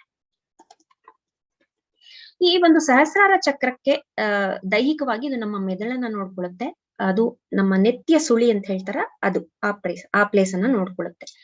ಇದು ನಮ್ಮ ದೈಹಿಕ, ಮಾನಸಿಕ ಮತ್ತು ಭಾವನಾತ್ಮಕ ಎಲ್ಲದರ ಒಂದು ಇಂಟಗ್ರೇಷನ್ ಆಗಿರೋದ್ರಿಂದ ಇದು ನಮ್ಮ ಎಲ್ಲ ಒಂದು ಯೋಗಕ್ಷೇಮವನ್ನ, ಎಲ್ಲಾ ಒಂದು ಆಸ್ಪೆಕ್ಟ್ ನ ಯೋಗಕ್ಷೇಮವನ್ನ ಕೂಡ ಇದು ನೋಡ್ಕೊಳ್ಳುತ್ತೆ. ನಮ್ಮ ದೈಹಿಕ, ಮಾನಸಿಕ, ಭಾವನಾತ್ಮಕ ಹಾಗೂ ಆಧ್ಯಾತ್ಮಿಕ. ಈ ಚಕ್ರದ ಗುಣ ಏನಪ್ಪಾ ಅಂತಂದ್ರೆ ನಾವು ಸಹಸ್ರಾರ ಚಕ್ರವನ್ನ ದೇವರ ಸಾಮ್ರಾಜ್ಯ ಅಂತ ಹೇಳ್ತೀವಿ. ಯಾಕಂದ್ರೆ ಇದರ ಗುಣ ಎಲ್ಲದರ ಸಮನ್ವಯತೆ, ಎಲ್ಲ ಚಕ್ರಗಳನ್ನ ಸೇರಿ ಆಗಿರೋದ್ರಿಂದ ಇದರ ಎಲ್ಲಾ ಒಂದು ಚಕ್ರದ ಗುಣಗಳು ಇದರಲ್ಲಿ ಬರುತ್ತೆ. ಹಾಗೆ ಇದರಿಂದ ನಮ್ಗೆ ಏನ್ ಬರುತ್ತೆ, ಈ ಒಂದು ಚಕ್ರ ಒಂದು ಓಪನ್ ಆಗಿದ್ರೆ ನಮ್ಮಲ್ಲಿ ಚೈತನ್ಯ ಅಥವಾ ತಣ್ಣನೆಯ ಗಾಳಿಯ ಅನುಭವ ಆಗುತ್ತೆ. ಹಾಗೆಯೇ ನಮ್ಮ ಯೋಗ ಕೂಡ ಘಟಿತ ಆಗೋದು ಈ ಒಂದು ಚಕ್ರದ ಒಂದು ಓಪನಿಂಗ್ ಇಂದಾನೆ. ಈ ಒಂದು ಚಕ್ರ ಓಪನ್ ಆದ್ರೆ ನಮ್ಗೆ ಪರಿಪೂರ್ಣ ಸತ್ಯ, ಅಂದ್ರೆ we just connected into ಅಂದ್ರೆ ನಾವು ಭಗವಂತನಲ್ಲಿ ಕನೆಕ್ಟ್ ಆಗ್ತೀವಿ. ನಮ್ಮ ಒಂದು ಕುಂಡಲಿನಿಯ ಶಕ್ತಿ ಪರಮಾತ್ಮನ ಶಕ್ತಿಯೊಂದಿಗೆ ಒಂದಾದಾಗ ನಮಗೆ ಪರಿಪೂರ್ಣದ ಸತ್ಯದ ಅರಿವು. ಯಾಕಂದ್ರೆ ನಮ್ಮಲ್ಲಿ ಹರಿಯೋ ಚೈತನ್ಯ ಇದೆಯಲ್ಲ, ವೈಬ್ರೇಷನ್ಸ್ ಅಂತ ಹೇಳ್ತಾರಲ್ಲ, ಅದು ಪರಿಪೂರ್ಣ ಸತ್ಯದ ಒಂದು ಅನುಭವ. ಹಾಗೇನೆ ನಾವು ಇದರಲ್ಲಿ ನಿರಾನಂದದ ಒಂದು ಸ್ಥಿತಿಯನ್ನ ತಲುಪ್ತೇವೆ. ನಾವು ಆಜ್ಞಾ ಚಕ್ರವನ್ನ ದಾಟಿ ಸಹಸ್ರಾರವನ್ನ ದಾಟಿದಾಗ ನಮಗೆ ನಿರ್ವಿಚಾರ ಮತ್ತು ನಿರ್ವೈಕಲ್ಪ ಸಮಾಧಿಯ ಸ್ಥಿತಿ ಉಂಟಾಗಿ ನಮಗೆ ನಿರಾನಂದದ ಅನುಭವ ಆಗುತ್ತೆ. ಅಂದ್ರೆ ನಮ್ಮೊಳಗೆ ನಿರಾನಂದದ ಒಂದು ಸ್ಥಿತಿ ಉಂಟಾಗತ್ತೆ. ನಮ್ಮಲ್ಲಿ ಸಂಪೂರ್ಣವಾಗಿ ಮೌನ ನೆಲೆಸುತ್ತೆ. ಹಾಗೂ ಆಕ್ಚುಲಿ ಈ ಒಂದು ಚಕ್ರ ಓಪನ್ ಆದಲ್ಲಿ ನಮ್ಮ ಒಂದು ಪರಿವರ್ತನೆ ಶುರುವಾಗತ್ತೆ. ನಮ್ಮಲ್ಲಿ ಒಂದು ಚೇಂಜಸ್ ಅಂತ ಹೇಳ್ತಾರೆ, ನಮ್ಮ ಒಂದು ಆಗುವಿಕೆ, ಬಿಕಮಿಂಗ್ ಅಂತ ಹೇಳ್ತಾರಲ್ಲ, ನಾವು ಒಂದು ನಮ್ಮಲ್ಲಿ ಒಂದು ಪರಿವರ್ತನೆ ಶುರುವಾಗಿ ನಮಗೆ ಒಂದು ಕಲೆಕ್ಟಿವ್ ಕಾನ್ಶಿಯಸ್ ಅಂತ ಹೇಳ್ತಾರೆ, ಅಂದ್ರೆ ಸಾಮೂಹಿಕ ಪ್ರಜ್ಞೆಯ ಅರಿವು ಉಂಟು ನಮ್ಗೆ ಬರುತ್ತೆ. ಈ ಒಂದು ಎಲ್ಲದರದ್ದು ಇಂಟಿಗ್ರೇಷನ್ ಆಗಿರೋದ್ರಿಂದ ನಮಗೆ ನಿರ್ವಿಕಲ್ಪ ಸಮಾಧಿ, ಅಂದ್ರೆ ಡೌಟ್ಲೆಸ್ ಅವೇರ್ನೆಸ್. ಯಾಕಂದ್ರೆ ನಮಗೆ ಸಂಪೂರ್ಣ ಸತ್ಯದ ಅರಿವಾಗಿದೆ. ಸೊ ನಮ್ಮಲ್ಲಿ ಯಾವುದೇ ಒಂದು ವಿಕಲ್ಪ ಇಲ್ಲ, ಸಂಪೂರ್ಣ ನಿರ್ವಿಕಲ್ಪ ಸಮಾಧಿಯ ಡೌಟ್ಲೆಸ್ ಅವೇರ್ನೆಸ್, ದೇವರಿದ್ದಾನೆ ಅನ್ನೋ ಒಂದು ಸತ್ಯ ನಮ್ಮಲ್ಲಿ ಸ್ಥಾಪಿತ ಆಗಿದೆ. ಯಾಕಂದ್ರೆ ನಾವು ಸಂಪೂರ್ಣ ಸತ್ಯದೊಂದಿಗೆ ಒಂದಾಗಿರ್ತೇವೆ. ಈ ಚಕ್ರಕ್ಕೆ ಅಸಮತೋಲನ ಯಾಕೆ ಬರುತ್ತೆ ಅಂದ್ರೆ ಅಸಮತೋಲನ ಉಂಟಾದಾಗ ನಮ್ಗೆ ಏನು ತೊಂದರೆ, ಫಿಸಿಕಲ್ ಪ್ರಾಬ್ಲಮ್ಸ್ ಬರುತ್ತೆ ಅಂದ್ರೆ ನಮಗೆ ಮೆದುಳಿಗೆ ಸಂಬಂಧಪಟ್ಟ ರೋಗಗಳು ಬರುತ್ತೆ, ನಮಗೆ ಮೆಮೊರಿ ಪವರ್ ಕೂಡ ಲಾಸ್ ಆಗತ್ತೆ. ಹಾಗೆ ಥಾಟ್ಸ್ ಅನ್ನೋದು ಬಂಬಾರ್ಡ್ ಆಗ್ತಾ ಇರುತ್ತೆ, ನಿರಂತರ ಯೋಚನೆಗಳು ಬರ್ತಾ ಇರುತ್ತೆ. ಈ ಒಂದು ಚಕ್ರ ಸರಿ ಅಸಮತೋಲನಕ್ಕಿದ್ರೆ. ಆಮೇಲೆ ಈ ಆಲ್ಝಮೈರ್, ಪಾರ್ಕಿನ್ಸನ್, ಬುದ್ಧಿ ಭ್ರಮಣೆ ಅಂದ್ರೆ ಹುಚ್ಚು ಎಲ್ಲ ಬರೋದು ಕೂಡ ಸಹಸ್ರಾರ ಚಕ್ರ ಸರಿ ಇಲ್ಲದೆ ಇದ್ದಾಗ, ಅಸಮತೋಲನಕ್ಕೆ ಉಂಟಾದಾಗ. ಸೊ ಈ ಚಕ್ರವನ್ನ ನಾವು ಹೇಗೆ ಸರಿಯಾಗಿ ಇಟ್ಕೊಳ್ಳೋದು ಅಂದ್ರೆ ಕಾರಣ ಏನಕ್ಕಪ್ಪ ಅಂತಂದ್ರೆ ಅದೆಲ್ಲ ತೊಂದರೆಗಳು ಆಯ್ತು. ಯಾತಕ್ಕೆ ಈ ಚಕ್ರ ಅಸಮತೋಲನಕ್ಕೆ ಉಂಟಾಗುತ್ತೆ ಅಂದ್ರೆ ನಮಗೆ ದೇವರ ಬಗ್ಗೆ ನಂಬಿಕೆ ಇರೋದು. ಅಂದ್ರೆ ನಾವು ನಾಸ್ತಿಕರಂತ ಹೇಳ್ತಾರೆ, ಅಂದ್ರೆ ಧರ್ಮದ ಬಗ್ಗೆ ಅಸಹನೆ, ನಾವೆಲ್ಲರೂ ಒಂದೇ ಅನ್ನೋದನ್ನ ಅರ್ಥ ಮಾಡ್ಕೊಳ್ದೆ ಇರ್ತಾರಲ್ಲ, ಅದೆಲ್ಲ ಈ ಒಂದು ಚಕ್ರ ಅಸಮತೋಲನ ಉಂಟಾಗೋದಕ್ಕೆ ಕಾರಣ. ಹಾಗಾದ್ರೆ ಈ ಸಹಸ್ರಾರ ಚಕ್ರವನ್ನ ತೆರೆಯೋದು ಹೇಗೆ?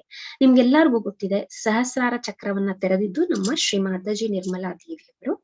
ಸೊ ಈ ಒಂದು ಚಕ್ರವನ್ನ ನಾವು ಹೇಗೆ ತೆರೆದಿಟ್ಕೊಳ್ಳೋದು ಅಂದ್ರೆ ದಿನಾ ಬೆಳಿಗ್ಗೆ ಧ್ಯಾನ ಮಾಡೋದ್ರಿಂದ, ಮತ್ತೆ ಸಂಜೆ ಧ್ಯಾನ ಮಾಡೋದ್ರಿಂದ, ಮತ್ತು ಮಂತ್ರಗಳನ್ನ ಪ್ರಾರ್ಥನೆಗಳನ್ನ ಹೇಳೋದ್ರಿಂದ, ಹಾಗೆ ಈ ನಾವು ಸೃಷ್ಟಿಕರ್ತ ಅಂದ್ರೆ ನಮ್ಮ ಭಗವಂತನೊಡನೆ ಒಂದಾಗುವ ಒಂದು ಅನುಭವ ಪಡೆಯೋದ್ರಿಂದ ಕೂಡ ನಾವು ಈ ಚಕ್ರವನ್ನ ಅಂದ್ರೆ ಈ ಚಕ್ರ ತೆರೆದಾಗ ಅದರ ಅನುಭವ ಉಂಟಾಗತ್ತೆ. ಹಾಗೆ ನಾವು ಭಗವಂತನನ್ನ ಗುರುತಿಸ್ಬೇಕಾಗತ್ತೆ. ನಮ್ಮೆಲ್ಲಕ್ಕಿಂತ ಒಂದು ಶಕ್ತಿ ಇದೆ, ಭಗವಂತನ ಶಕ್ತಿ ಇದೆ. ಅದನ್ನ ನಾವು ಗುರುತಿಸೋದ್ರಿಂದ ಅಂದ್ರೆ ಅದನ್ನ ನಾವು ಒಪ್ಪಬೇಕು. ನಮ್ಮ ಹೃದಯ ಪೂರ್ವಕವಾಗಿ ನಾವು ಒಪ್ಕೊಂಡಾಗ ನಮ್ಮ ಈ ಸಹಸ್ರಾರ ಚಕ್ರ ಓಪನ್ ಆಗತ್ತೆ. ಸೊ ಬನ್ನಿ, ಈಗ ನಾವು ಏನ್ ಪ್ರಾರ್ಥನೆ ಮಾಡ್ಬೋದು ಸಹಸ್ರಾರ ಚಕ್ರಕ್ಕೆ ಅಂದ್ರೆ, ನಾವು ಶ್ರೀ ಮಾತಾಜಿ ದಯವಿಟ್ಟು ನನಗೆ ಆತ್ಮ ಸಾಕ್ಷಾತ್ಕಾರವನ್ನ ಕೊಡಿ. ನಾವು ಫಸ್ಟ್ ಡೇ ಮಾಡಿದ್ವಲ್ಲ ಆತ್ಮ ಸಾಕ್ಷಾತ್ಕಾರದ ಅನುಭವದಲ್ಲಿ, ಅವಾಗ ನಾವು ಎಲ್ಲರೂ ಹೀಗಿಟ್ಕೊಂಡು ಪ್ರಾರ್ಥನೆ ಮಾಡಿದ್ವಿ, ನಮಗೆ ಆತ್ಮ ಸಾಕ್ಷಾತ್ಕಾರವನ್ನ ಕರುಣಿಸಿ ಅಂತ. ಅದಕ್ಕೆ ನೋಡಿ ಈ ಸೆಂಟರ್ ಪೋರ್ಷನ್ನೇ ನಾವು ಇಟ್ಕೊಂಡು ಇಲ್ಲಿ ಕೇಳಿದ್ವಿ ನೆತ್ತಿಯಲ್ಲಿ, ದಯವಿಟ್ಟು ನಮಗೆ ಆತ್ಮ ಸಾಕ್ಷಾತ್ಕಾರವನ್ನ ಸ್ಥಿರಗೊಳಿಸಿ ಅಂತ. ಹಾಗೇನೆ ನನಗೆ ನಾವು ಇನ್ನೊಂದು ಪ್ರಾರ್ಥನೆ ಮಾಡ್ಬೇಕು, ಶ್ರೀ ಮಾತಾಜಿ ದಯವಿಟ್ಟು ನಮಗೆ ಪರಮಾತ್ಮನ ಸಂಪರ್ಕದಲ್ಲಿ ಇರಿಸಿ. ಅಂದ್ರೆ ನಮ್ಮ ಸಹಸ್ರಾರ ಚಕ್ರವನ್ನ ಓಪನ್ ಮಾಡಿ ನಮಗೆ ಆಲ್ವೇಸ್ ದಟ್ ಕನೆಕ್ಷನ್ ಇರ್ಲಿ ಅಂತ ಆ ಒಂದು ಪ್ರಾರ್ಥನೆಯನ್ನ ಮಾಡ್ಬೇಕು. ಹಾಗೆ ನನಗೆ ಸಂಪೂರ್ಣವಾಗಿ ಮೌನವನ್ನ ಕೊಡಿ, ನನಗೆ ಪರಿಪೂರ್ಣ ಆನಂದದ ಒಂದು ಅನುಭವವನ್ನ ನೀಡಿ. ಸೊ ಇವತ್ತಿನ ಒಂದು ಟಾಪಿಕ್ ಏನಿದೆ, ನಮಗೂ ಆನಂದ ಇತರರಿಗೂ ಆನಂದ ಅಂತ ಹೇಳಿದೀವಲ್ಲ. ಸೊ ಅದರ ಅರ್ಥ ಏನಪ್ಪಾ ಅಂದ್ರೆ, ಈ ಒಂದು ಆಜ್ಞಾ ಚಕ್ರ ಮತ್ತು ಸಹಸ್ರಾರ ಚಕ್ರ ಓಪನ್ ಆಗೋದ್ರಿಂದ ನಮಗೆ ಈ ಒಂದು ಆನಂದದ ಅನುಭವ ನಮ್ಮಲ್ಲೂ ಉಂಟಾಗತ್ತೆ. ಯಾವಾಗ ನಮ್ಮಲ್ಲಿ ಒಂದು ಮೌನ ಆನಂದ ಉಂಟಾಗುತ್ತೋ ನಮ್ಮ ಸುತ್ತಮುತ್ತಲೂ ನಾವು ಅದನ್ನೇ ಪಸರಿಸ್ತೀವಿ, ಅದನ್ನೇ ಹರಡ್ತೀವಿ ಕೂಡ. ಬನ್ನಿ, ಶ್ರೀ ಮಾತಾಜಿ ಅವರು ಇದ್ರ ಬಗ್ಗೆ ಏನ್ ಹೇಳಿದಾರೆ ಅದನ್ನ ಕೇಳ್ಬಿಟ್ಟು ನಂತರ ನಾವೆಲ್ಲರೂ ಒಟ್ಟಿಗೆ ಧ್ಯಾನ ಮಾಡೋಣ.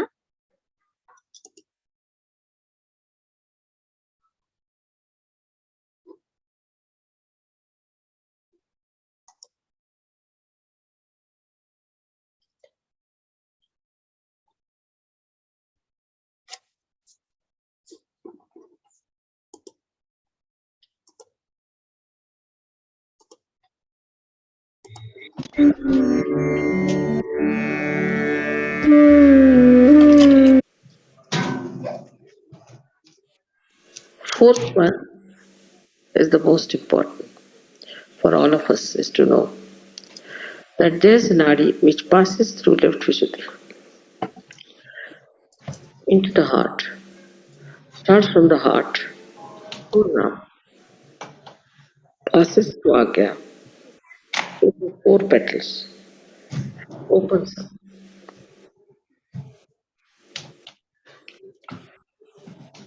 This is the one which gives you the state which is called as Turiya. We live in 3 states.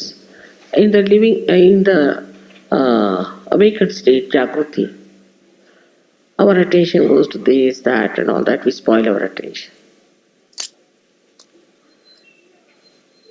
But the second one is the one, what we call, is that we sleep. When we sleep also, all these things that have happened come to us from our past and things like that. But then we go to the deeper sleep called as Sushupti. It's a state where you have deep sleep and you dream of something that is reality also. You may dream about me,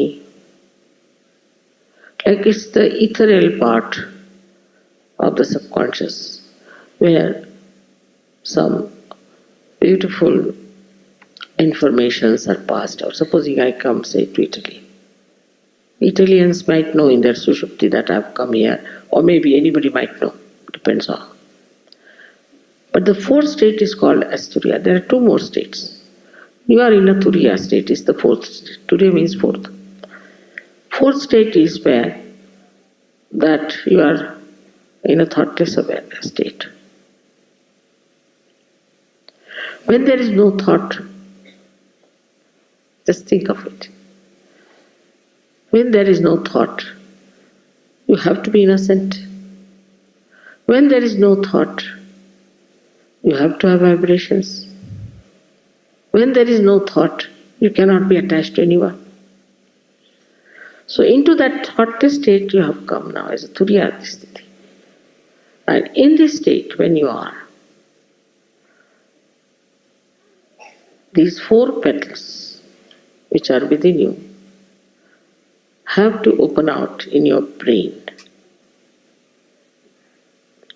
They come from your heart to your brain.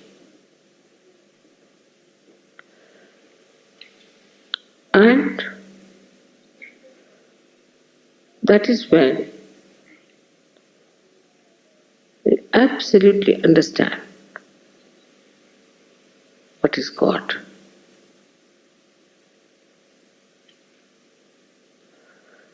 Absolutely know what is God is. That is the time when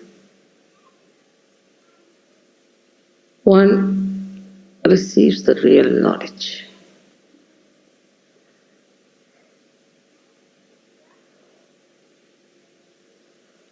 But unless and until these four petals open, one may fall back. And that's why some of the Sajogis who are still meddling with things which they should not do, go down. And they don't understand what is God is. But it's not the understanding, you understand this one little point, that it comes from your heart into your brain. Not from your brain to your heart. It comes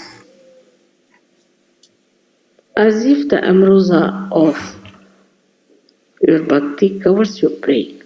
Absolutely. Say for example, Shankaracharya wrote a beautiful treatise called as Viveka Chudamani, where he described what is God, this, that, and Viveka means the conscience and consciousness and all that he described, quite a lot. But there was one horrible fellow called Sarma who started arguing with him and he got fed up. Shankaracharya. He said, no use talking to them. So he just wrote Saundarya Lahari. Saundarya Lahari is nothing but all the mantras praising the mother. He said, I know mother, now let me praise her. The thing doing, what's the use of talking to these people? Stupid things, how will they understand? He realized that these people haven't got that capacity, that sensitivity to understand what I know. That's the real knowledge, is to know what is God. And if that is God, then how can you suspect anything? How can you try to analyze anything? It's God. It's God Almighty, which knows everything, which does everything, which enjoys everything. That is the one we should say is the jnana, is the knowledge, is the true knowledge, the pure knowledge. Is not the knowledge of chakras, not the knowledge of vibrations, not the knowledge of Kundalini, but the knowledge of God Almighty. And the knowledge of God Almighty is not mental. Again I tell you, it starts from your heart and goes to your brain. Something that comes out of your experience of joy and covers your brain, So your brain cannot deny it anymore. Like sometimes when you have your mother, little mother, you know the love of your mother. So you cannot explain. It comes from your heart. And you say, no, that's my mother. She won't do like that. I know my mother very well. The knowledge about your mother, the one who has given you birth, mother may not be very good or whatever it is. But knowledge about God, that He is love, that He is truth, that He knows everything, that just become part and parcel of your being. Absolutely. And that's the time we say is the nirvana. So it's important, especially for the people of the West. Now open your hearts, because it starts from the heart, not from your brain.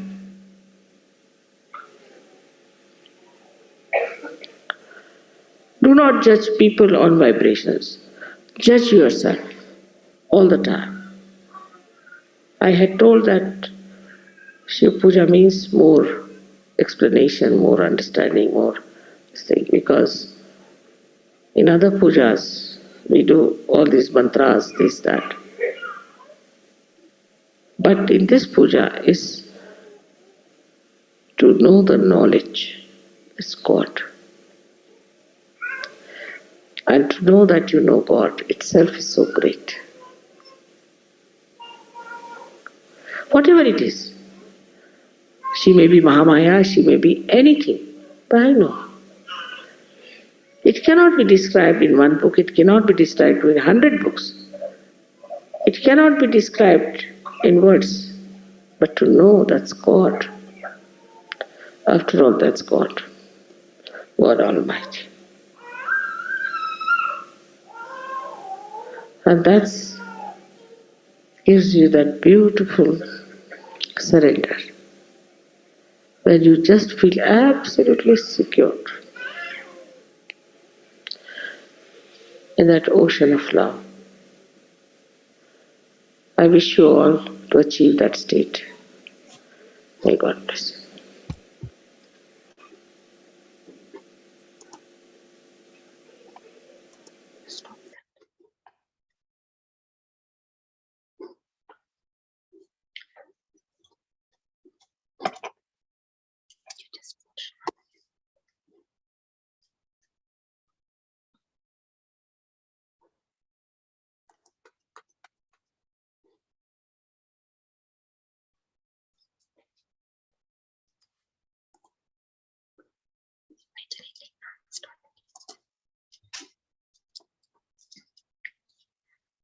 ಬನ್ನಿ, ಈ ನಮ್ಮ ಸಹಸ್ರಾರ ಚಕ್ರ ತೆರಿಬೇಕು ಅಂದ್ರೆ it starts from the heart. ಹೃದಯ ತೆರಿಬೇಕು ಅಂತ ಹೇಳಿದ್ರು ಶ್ರೀನಾಥ್ಜಿ.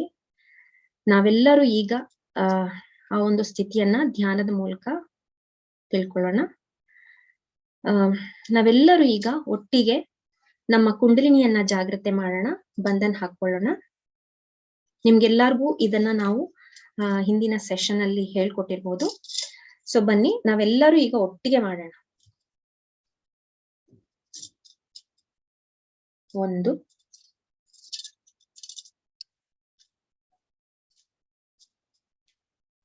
2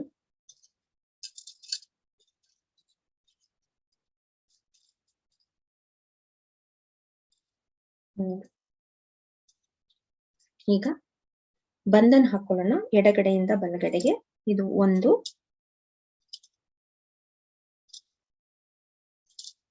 3 4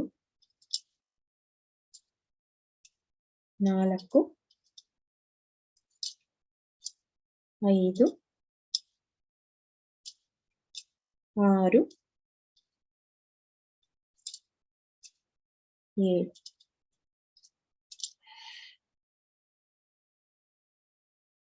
ನಾವೆಲ್ಲರೂ ಶ್ರೀ ಮಾತಾಜಿಯವರ ಒಂದು ಚಿತ್ರಪಟ ಇದೆ, ಅದನ್ನ ನೋಡೋಣ.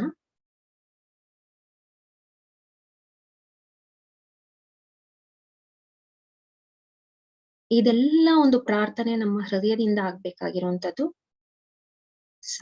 ಸೊ ನಾವೆಲ್ಲರೂ ಶ್ರೀ ಮಾತಾಜಿಯವರು ಪ್ರಾರ್ಥಿಸೋಣ. ಶ್ರೀ ಮಾತಾಜಿ, ದಯವಿಟ್ಟು ನಮ್ಮ ಹೃದಯದೊಳಗೆ ಬನ್ನಿ. ನಮ್ಮ ಹೃದಯವನ್ನ ಸಂಪೂರ್ಣವಾಗಿ ತೆರೆಯಿರಿ, ವಿಶಾಲಗೊಳಿಸಿ. ನಮ್ಮ ಹೃದಯದಲ್ಲಿ ನಿರಂತರವಾಗಿ ನೆಲೆಸಿಬಿಡಿ.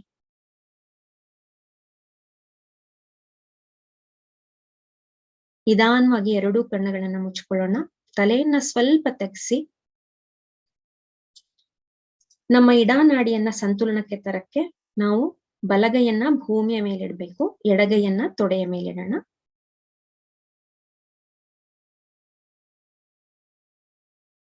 ಇಲ್ಲಿ ಒಂದು ಸರಳವಾದ ಪ್ರಾರ್ಥನೆ. ಶ್ರೀ ಮಾತಾಜಿ, ದಯಮಾಡಿ ನಮ್ಮ ಇಡಾನಾಡಿಯನ್ನ ಶುದ್ಧಗೊಳಿಸಿ.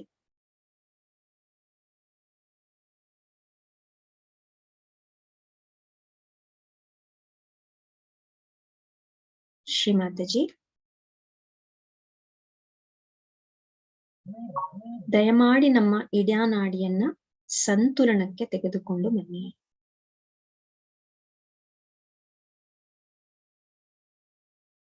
ನಮ್ಮ ಎಡಗೈಯಲ್ಲಿ ಅಂಗೈ ಮೇಲೆ ಏನ್ ಅನ್ನಿಸ್ತಾ ಇದೆ ಅಂತ ಒಂದು ಅಂದ್ರೆ ಜಸ್ಟ್ ಅಬ್ಸರ್ವ್ ಮಾಡ್ಬೇಕು.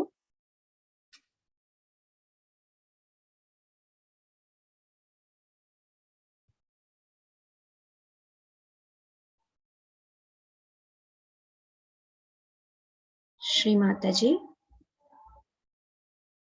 ದಯಮಾಡಿ ನಮ್ಮ ಇಡಾನಾಡಿಯನ್ನ ಸಂತುಲನಕ್ಕೆ ತನ್ನಿ.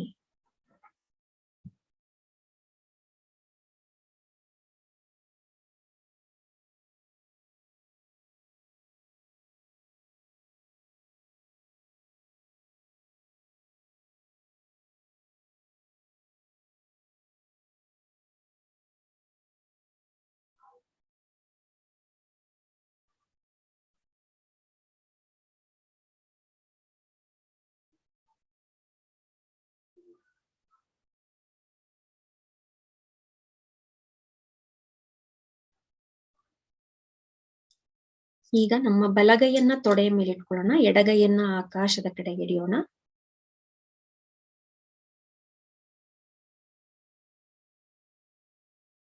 ಶ್ರೀ ಮಾತಾಜಿ, ನಿಮ್ಮ ಕೃಪೆಯಿಂದ ನಮ್ಮ ಪಿಂಗಳ ನಾಡಿಯನ್ನ ದಯವಿಟ್ಟು ಶುದ್ಧಗೊಳಿಸಿ.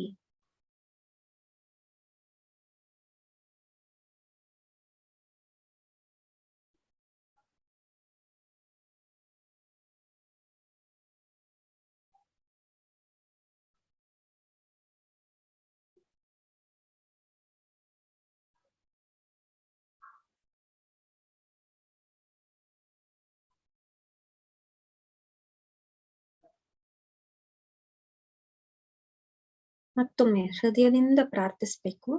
ಶ್ರೀಮಾತಾಜಿ, ದಯಮಾಡಿ ನಮ್ಮ ಪಿಂಗಳ ನಾಡಿಯನ್ನ ಸಂತುಲನಕ್ಕೆ ತೆಗೆದುಕೊಂಡು ಬನ್ನಿ.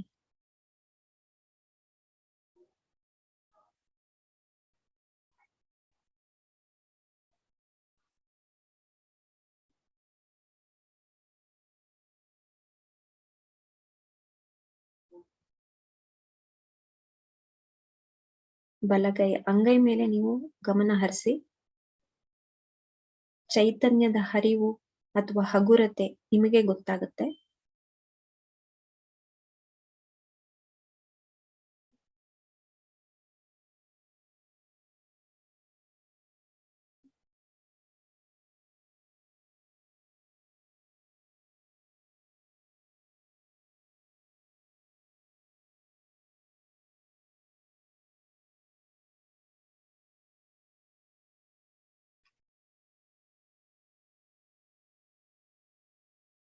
ಈಗ ಎರಡೂ ಕೈಯನ್ನ ಭೂಮಿಯ ಮೇಲಿಡೋಣ ಅಥವಾ ಭೂಮಿಯ ಕಡೆ ತೋರ್ಸೋಣ.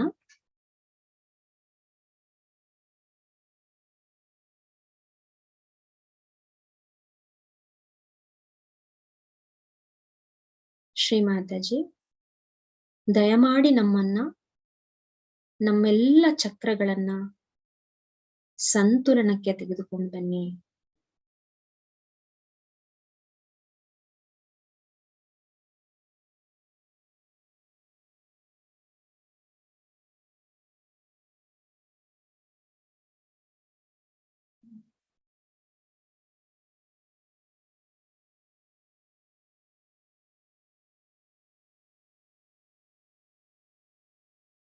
ಹೇ ತಾಯಿ, ದಯಮಾಡಿ ನಮಗೆ ಸಂತುಲನವನ್ನ ಕರುಣಿಸಿ.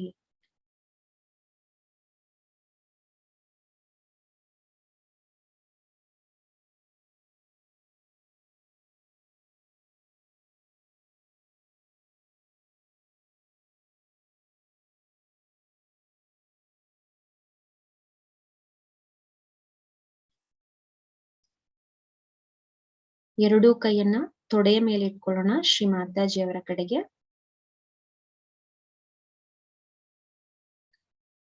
ನಮ್ಮಲ್ಲಿನ್ನೂ ವಿಚಾರಗಳು ಬರ್ತಾ ಇದ್ರೆ ನಮ್ಮ ಬಲಗೈಯಿಂದ ನಮ್ಮ ಹಣೆಯ ಮೇಲೆ, ಈಗ ತಲೆನೋವು ಬಂದ್ರೆ ಇಟ್ಕೊಳ್ತೀವಲ್ಲ, ಹಾಗಿಟ್ಕೊಂಡು ತಲೆಯನ್ನ ಸ್ವಲ್ಪ ತಗ್ಸಿ, ಇದು ಆಜ್ಞಾ ಚಕ್ರದ ಮಂತ್ರ, ಇದನ್ನು ಹೇಳೋಣ. ಹೇ ತಾಯೇ, ನಿಮ್ಮ ಕೃಪೆಯಿಂದ ನಾನು ಎಲ್ಲರನ್ನೂ ಕ್ಷಮಿಸುತ್ತೇನೆ, ನನ್ನನ್ನು ಕೂಡ ನಾನು ಕ್ಷಮಿಸಿಕೊಂಡಿದ್ದೇನೆ. ಈ ಚಕ್ರದ ಮಂತ್ರ ಕ್ಷಮೆ, ಫರ್ಗಿವ್ನೆಸ್. ನಾವು ಹೃದಯದಿಂದ ಕೇಳ್ಕೋಬೇಕು. Mother, by your divine grace, I forgive everyone, including myself. ನಿಮ್ಮ ಕೃಪೆಯಿಂದ ನಾನು ಎಲ್ಲರನ್ನೂ ಕ್ಷಮಿಸುತ್ತೇನೆ, ನನ್ನನ್ನು ಕೂಡ ನಾನು ಕ್ಷಮಿಸಿಕೊಂಡಿದ್ದೇನೆ.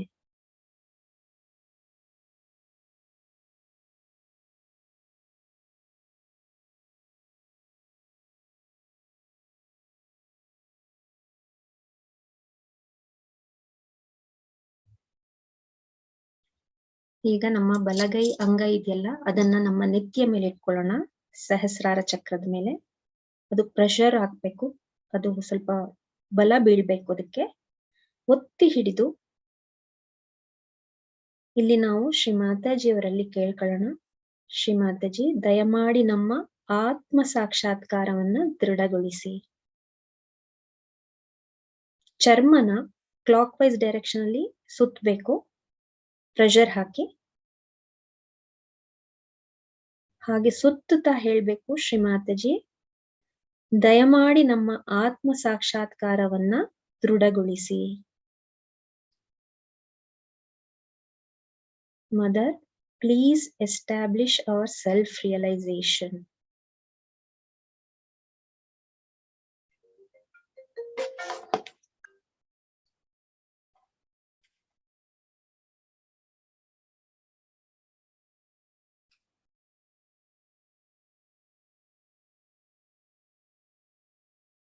ಎರಡೂ ಕೈಯನ್ನ ತೊಡೆಯ ಮೇಲೆ ಇಟ್ಕೊಂಡು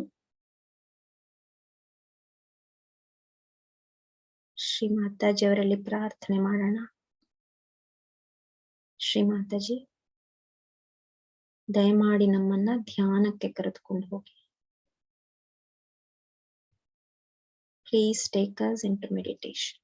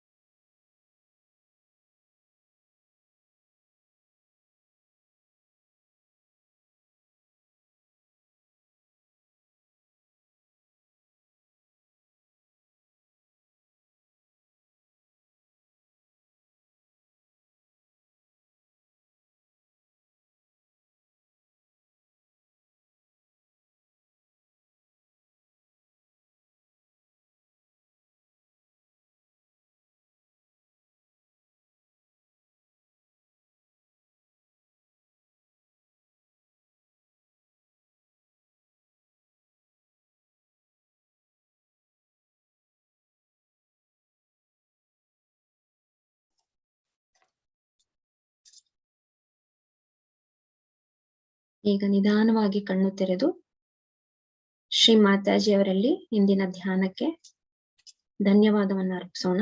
ಶ್ರೀ ಮಾತಾಜಿ, ಇಂದಿನ ಧ್ಯಾನಕ್ಕೆ ತಮಗೆ ಅನಂತ ಕೋಟಿ ಧನ್ಯವಾದ.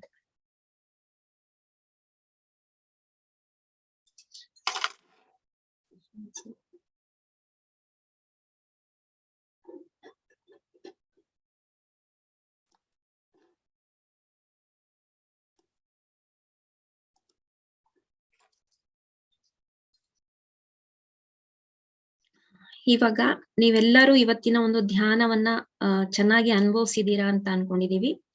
ನಿಮ್ಗೆ ಏನಾದ್ರೂ ಇವತ್ತಿನ ಒಂದು ಸೆಷನ್ ಅಲ್ಲಿ ಏನಾದ್ರೂ ಪ್ರಶ್ನೆಗಳಿತ್ತು ಅಥವಾ ನಿಮ್ಗೆ ಏನು ನನ್ಗೆ ಅನ್ನಿಸ್ಲಿಲ್ಲ ಅಂತ ಏನಾದ್ರೂ ಅಂದ್ರೆ ದಯವಿಟ್ಟು ಒಬ್ಬೊಬ್ರೆ ನಿಮ್ಮ ಆಡಿಯೋನ ಅನ್ಮ್ಯೂಟ್ ಮಾಡ್ಕೊಂಡು ನಮ್ಮ ಹತ್ರ ಕೇಳ್ಕೋಬಹುದು. ಹಾಗೇನೆ ಇವತ್ತಿನ ಅಧಿವೇಶನ ಕೊನೆಯ ಅಧಿವೇಶನ ಆಗಿರೋದ್ರಿಂದ ಈ ಒಂದು ಇಂಟರ್ನ್ಯಾಷನಲ್ ವುಮೆನ್ಸ್ ಡೇ ಅಂತಾರಾಷ್ಟ್ರೀಯ ಮಹಿಳಾ ದಿನಾಚರಣೆ ಅಂಗವಾಗಿ ನಾವು ಹಮ್ಮಿಕೊಂಡಿದ್ದ ಈ ಒಂದು ಸರಣಿಯಲ್ಲಿ ಇವತ್ತಿನ ದಿನ ಕೊನೆಯದು. ಸೊ ಯಾರ್ಯಾರು ತಮ್ಮ ಅನುಭವವನ್ನ ಏನಾದ್ರೂ ಹೇಳಲಿಕ್ಕೆ ಇಚ್ಛೆ ಪಟ್ರೆ ದಯವಿಟ್ಟು ನಿಮ್ಮ ಅನುಭವವನ್ನ ಹಂಚ್ಕೊಳ್ಳಿ. ಒಬ್ಬೊಬ್ರೆ ಅನ್ಮ್ಯೂಟ್ ಮಾಡ್ಕೊಂಡು ಮಾತಾಡ್ಬೋದು.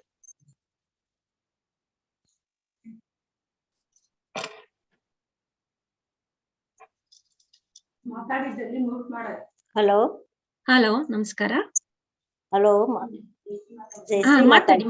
ಜೈ ಶ್ರೀ ಮಾತಾಜಿ.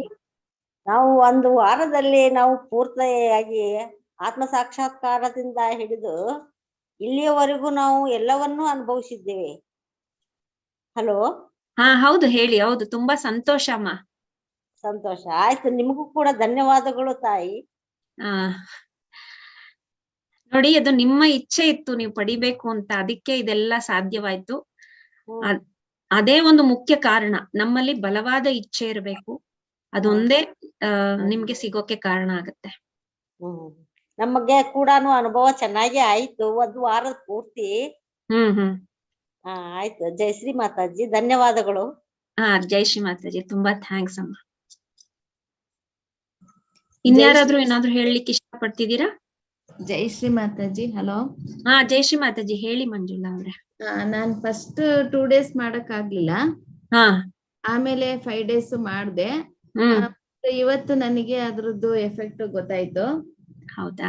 ಬಲಗೈ ಮಧ್ಯದ ಬೆರಳಲ್ಲಿ ಸ್ವಲ್ಪ ಜುಮ್ಮನ್ನಂಗ್ ಆಯ್ತು. ಇದೇ ತರ ನಾವು ಮಾಡೋದಾದ್ರೆ ಡೈಲಿ ಬೆಳಗ್ಗೆ ಮತ್ತೆ ಸಂಜೆ ಮಾತಾಜಿಯವ್ರ ಫೋಟೋ ಇಟ್ಕೊಂಡು ನಾನು ಹೇಳ್ತೀನಿ. ಹೇಳಿ. ಅದ್ ಹೇಗ್ ಮಾಡ್ಬೇಕು ಅಂತ ಹೇಳ್ಕೊಡಿ ಮೇಡಮ್. ಹೇಳ್ತೀನಿ. Thank you madam. Thank you. ನಿಮ್ಗೆ ಅನುಭವ ಚೆನ್ನಾಗಾಯ್ತು ಅಂತ ಅನ್ಕೊಂಡಿದೀವಿ. ಇವತ್ತಾಯ್ತು ಮೇಡಮ್.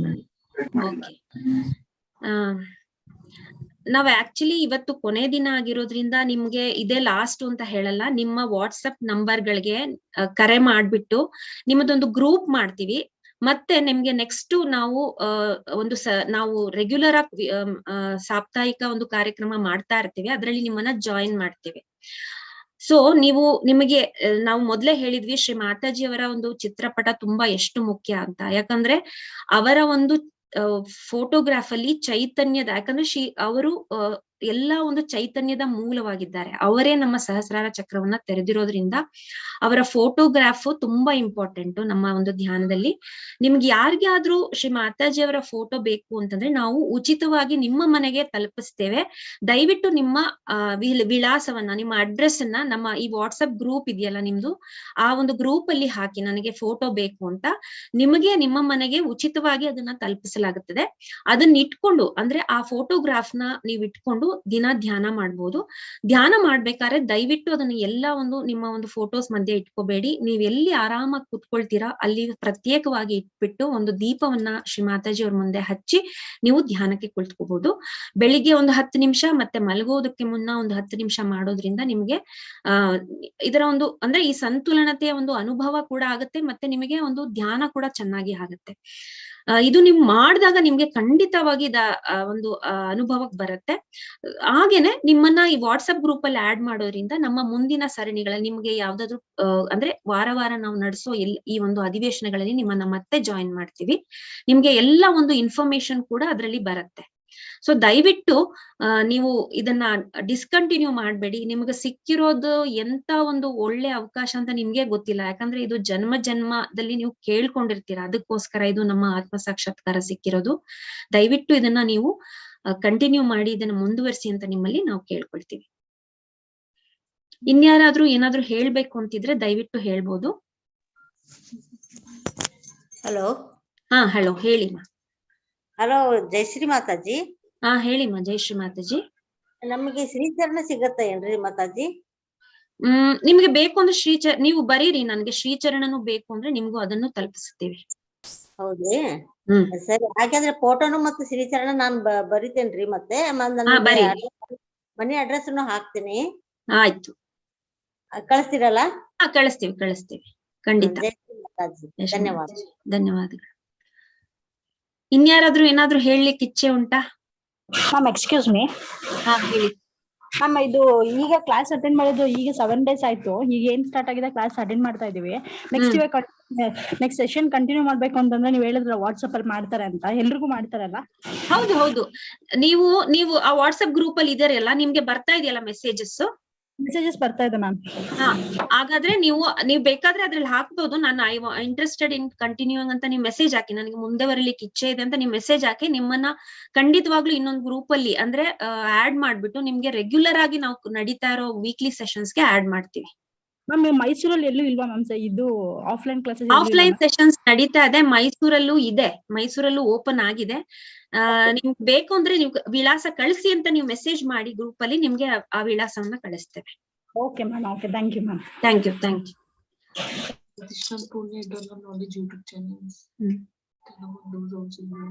ಇನ್ಯಾರಾದ್ರೂ ಏನಾದ್ರು ಹೇಳಲಿಕ್ಕೆ ಇಚ್ಛೆ ಇದೆಯಾ? ಹಲೋ. ಹೇಳಿ ಸರ್. ಮಾತಾಜಿ, ನಾವೀಗ ಬೆಂಗಳೂರಿಗೆ ಬಂದಿದ್ದೇವೆ. ನಮ್ ಫೋಟೋ ಬೇಕು. ನಾವು ಗದಗಿನಿಂದ ಮಾತಾಡೋದು, ಗದಗಿನವರು. ಈಗ ಒಂದ್ ವಾರ ಇಲ್ಲಿ ಬೆಂಗಳೂರಿಗೆ ಬಂದಿದ್ದೇವೆ. ಮತ್ತೆ ಇಲ್ಲಿ ಕಳಿಸ್ಕೊಡ್ತೀರಾ ಫೋಟೋವನ್ನ? ನೀವು ಅಲ್ಲೇ ಬೆಂಗಳೂರಲ್ಲೇ ಇನ್ನು ಸ್ವಲ್ಪ ದಿನ ಇರ್ತೀರಾ ಅಂತಂದ್ರೆ ನಿಮ್ಗೆ ಬೇಗ ತಲುಪಿಸ್ತೀವಿ, ಅಂದ್ರೆ ಒಂದ್ ವಾರದೊಳಗೆ. ಆದ್ರೆ ನೀವು ಮತ್ತೆ ವಾಪಸ್ ಗದಗ್ ಏನಾದ್ರು ಹೋಗ್ಬಿಟ್ರೆ ನೀವು ಅಲ್ಲಿ ಅಡ್ರೆಸ್ ಕಳಿಸಿ ಅಲ್ಲಿ ಕಳಿಸ್ತೀವಿ. ನೀವ್ ಎಷ್ಟ್ ದಿನ ಇಲ್ಲಿ ಬೆಂಗಳೂರಲ್ಲಿ ಇರ್ತೀರಾ ಅದ್ರ ಮೇಲೆ ಡಿಪೆಂಡ್ ಆಗುತ್ತೆ. ಒಂದ್ 8-10 ದಿನ ಇರ್ತೇವೆ ಅಷ್ಟೇ. ಹಾಗಾದ್ರೆ ಕಳಿಸಿ, ನಿಮ್ಗೆ ಅಲ್ಲಿಗೆ ತಲುಪಿಸ್ತೇವೆ. Thank you. ನಿಮ್ಗೆ ಹೇಗಿತ್ತು ಅನುಭವ ಸರ್? ಚೆನ್ನಾಗಾಯ್ತು ಮೇಡಮ್, ಚೆನ್ನಾಗಾಯ್ತು. ಬಟ್ ನಾ ಒಂದ್ 2-3 ದಿನ ಬಿಟ್ಟಿದ್ದೆ ನಾನು. ಪರವಾಗಿಲ್ಲ. ನೀವು ಇನ್ನ ಕಂಟಿನ್ಯೂ ಮಾಡ್ತೀನಿ ಅಂತ ಹೇಳಿದ್ರೆ ನಿಮ್ಮನ್ನ ರೆಗ್ಯುಲರ್ ಕ್ಲಾಸ್ಗೆ ನಿಮ್ಮನ್ನ ಸೇರಿಸ್ಕೊಳ್ತೀವಿ. ಯಾಕಂದ್ರೆ ವೀಕ್ಲಿ ನಾವು 2 ಅಥವಾ 3 ಬಾರಿ ನಡೆಸ್ತಾ ಇರ್ತೀವಿ, ಅದ್ರಲ್ಲಿ ನಿಮ್ಮನ್ನ ಜಾಯಿನ್ ಮಾಡ್ತೀವಿ. ಅವಾಗ ನಿಮ್ಗೆ ನೀವು ಅದನ್ನು ಪ್ರೋಗ್ರಾಮ್ ಅಟೆಂಡ್ ಅಂದ್ರೆ ಆ ಅಧಿವೇಶನಗಳನ್ನ ಕೂಡ ನೀವು ಅಟೆಂಡ್ ಮಾಡ್ಬೋದು. ಅದ್ರಲ್ಲಿ ನಿಮ್ಗೂ ಇನ್ನೂ ಹೆಚ್ಚಾಗಿ ಹೇಳ್ಕೊಡ್ತಾರೆ. ಸರಿ, ಮಾಡ್ತೇವೆ. Thank you. ಇನ್ಯಾರಾದ್ರೂ ಏನಾದ್ರು ಹೇಳಲಿಕ್ಕಿದ್ರೆ ಹೇಳಿ, ಇಲ್ಲ ಅಂತಂದ್ರೆ ಇವತ್ತಿನ ಅಧಿವೇಶನನ ಕೊನೆ ಮಾಡೋಣ. ಅದಕ್ ಮುಂಚೆ ಏನಾದ್ರೂ ಹೇಳಿದ್ರೆ ಹೇಳ್ಬೋದು. Thank you madam, thank you. ನಾವು ಈ ಒಂದು ಅಧಿವೇಶನನ ಯಾಕೆ ಹಮ್ಮಿಕೊಂಡಿದ್ದು ಅಂತ ನಿಮ್ಗೆಲ್ಲಾ ಗೊತ್ತು. ಮಹಿಳೆ ಅಂದ್ರೆ ಅಂತಾರಾಷ್ಟ್ರೀಯ ಮಹಿಳಾ ದಿವಸದ ಅಂಗವಾಗಿ ಮಹಿಳೆಯರೇ ಮಾಡಿದಂತ ಇದೊಂದು ಕಾರ್ಯಕ್ರಮ. ಸೊ ನೀವೆಲ್ಲರೂ ನಿಮ್ಮ ಒಂದು ಅಮೂಲ್ಯವಾದ ಸಮಯವನ್ನ ಕೊಟ್ಟು ನಮ್ಮಲ್ಲಿ ಜಾಯಿನ್ ಆಗಿದ್ರಿ ಲಾಸ್ಟ್ 10 days ನಮ್ ಜೊತೆ. ಅದಕ್ಕೆಲ್ಲ ನಾವು ನಿಮ್ಗೆ ತುಂಬಾ ಹೃತ್ಪೂರ್ವಕವಾದ ಧನ್ಯವಾದಗಳನ್ನ ಅರ್ಪಿಸ್ತೀವಿ. ಹಾಗೇನೆ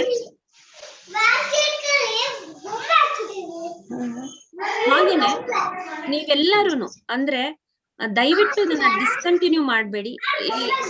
ನಿಮ್ಗೆ ಗೊತ್ತಿಲ್ಲ ನೀವ್ ಏನ್ ಸಿಕ್ಕಿದೆ ಅನ್ನೋದ್ರ ಅನುಭವ ನಿಮ್ಗೆ ಖಂಡಿತವಾಗ್ಲೂ ಗೊತ್ತಾಗತ್ತೆ. ನೀವು ಇದನ್ನ ಕಂಟಿನ್ಯೂ ಮಾಡಿ, ಯಾಕಂದ್ರೆ ಇದು ನಿಮ್ಗೆ ಉಚಿತವಾಗಿ ಸಿಗ್ತಾ ಇದೆ. ಇದ್ರಲ್ಲಿ ಯಾರು ನಿಮ್ಗೆ ಏನು ಡಿಮಾಂಡ್ ಮಾಡ್ತಿಲ್ಲ. ನಿಮ್ಮ ಒಂದು ಒಳಿತಿಗಾಗಿ ನಿಮ್ಮ ಒಂದು ಸಮಯ ಮೀಸಲಿಡಿ. ದಯವಿಟ್ಟು ಇದನ್ನ ಕಂಟಿನ್ಯೂ ಮಾಡಿ ಅಂತ ನಾವು ಕೇಳ್ಕೊತೀವಿ. Thank you madam, thank you. So ಯಾರ್ಯಾರು ನೀವು ಕಂಟಿನ್ಯೂ ಮಾಡ್ಬೇಕು ಅಂತಿದ್ರೆ ತಮ್ಮ ವಾಟ್ಸ್ಆಪ್ ಗ್ರೂಪ್ ಅಲ್ಲಿ ತಮ್ಮ ಮೆಸೇಜ್ ಅನ್ನು ಹಾಕ್ಬೋದು. ನಿಮ್ಮೆಲ್ಲರನ್ನು ಅದು ಗ್ರೂಪ್ ಗೆ ಆಡ್ ಮಾಡಿ ನಿಮ್ಮನ್ನ ನಾವು ಮುಂದಿನ ಒಂದು ಅಧಿವೇಶನದ ಸರಣಿಗಳಲ್ಲಿ ಜಾಯಿನ್ ಮಾಡ್ತೀವಿ. ಮತ್ತೆ ಯಾರ್ಯಾರಿಗೆ ಫೋಟೋ ಬೇಕು ದಯವಿಟ್ಟು ಅದನ್ನು ಕೂಡ ಹಾಕಿ ನಿಮ್ಗೆ ತಲುಪಿಸ್ತೀವಿ. ಇಷ್ಟನ್ನ ಹೇಳ್ತಾ ನೀವೆಲ್ಲರೂ ನಮ್ಮ ಈ ಒಂದು ಕಾರ್ಯಕ್ರಮ. ಜಯಶ್ರೀ ಮಾತಾಜಿ, ಹೇಳಿ ಸರ್.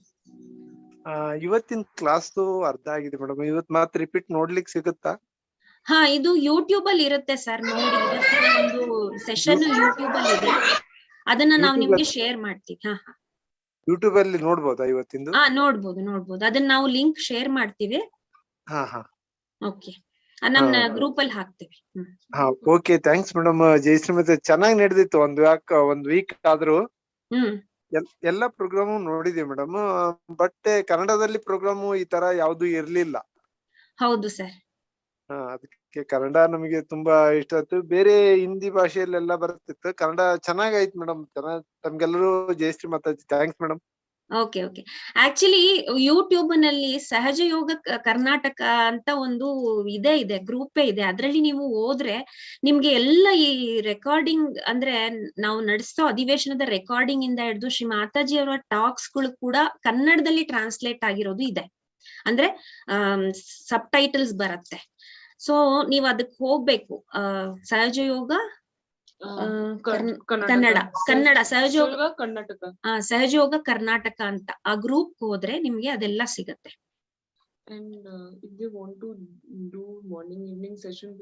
ಹಾ, ನೀವ್ ಯಾರಾದ್ರೂನು ನೀವು ಬೆಳಿಗ್ಗೆ ಮತ್ತೆ ಸಂಜೆ ಸೆಷನ್ಸ್ ನ ಅಟೆಂಡ್ ಮಾಡ್ಬೇಕು ಅಂತ ಇದ್ರೆ ನಾವು ನಡೆಸ್ತಾ ಇರ್ತೀವಿ. ಬೆಳಿಗ್ಗೆ ಧ್ಯಾನ ಮತ್ತೆ ಸಾಯಂಕಾಲದ ಒಂದು ಧ್ಯಾನದ ಕ್ರಿಯೆಯನ್ನ. ಅದ್ರಲ್ಲೂ ಕೂಡ ನೀವು ಜಾಯ್ನ್ ಆಗ್ಬೇಕು ಅಂದ್ರೆ ನಿಮ್ಗೆ ನಾವು ಮೆಸೇಜ್ ನ ವಾಟ್ಸ್ಆಪ್ ಗ್ರೂಪ್ ಅಲ್ಲಿ ಹಾಕ್ತಿವಿ, ನೀವು ಅದ್ರಲ್ಲೂ ಜಾಯ್ನ್ ಆಗ್ಬೋದು. ಇಲ್ಲ ಮೇಡಮ್, ಅದು ಸ್ಟಾಪ್ ಮಾಡಿದ್ದಾರೆ, ಇವಾಗ ಬರ್ತಿಲ್ಲ ಅದು ಮಾರ್ನಿಂಗ್. ಅಲ್ಲ, ಈಗ ಯಾಕಂದ್ರೆ ನಾವೆಲ್ಲ ಈ ಆಕ್ಟಿವಿಟಿ ನಲ್ಲಿ ಇನ್ವಾಲ್ವ್ ಆಗಿದ್ವಿ, ಅದಕ್ಕೆ ಅದು ಸ್ಟಾಪ್ ಆಗಿತ್ತು. ಮುಂದೆ ನಿಮ್ಗೆ ಮತ್ತೆ ಅದು ಬಂದ್ರೆ ನಾವು ನಿಮ್ಗೆ ಖಂಡಿತ ಅದನ್ನ ಲಿಂಕ್ ನ ಆಡ್ ಮಾಡ್ತೀವಿ, ಅದು ನಿಮ್ಗೆ ಕೊಡ್ತೀವಿ. ನೀವೆಲ್ಲರೂ ಅದ್ರಲ್ಲಿ ಜಾಯ್ನ್ ಆಗ್ಬೋದು. Okay madam, thank you. Thank you madam. Jayashree Mataji. Jayashree Mataji.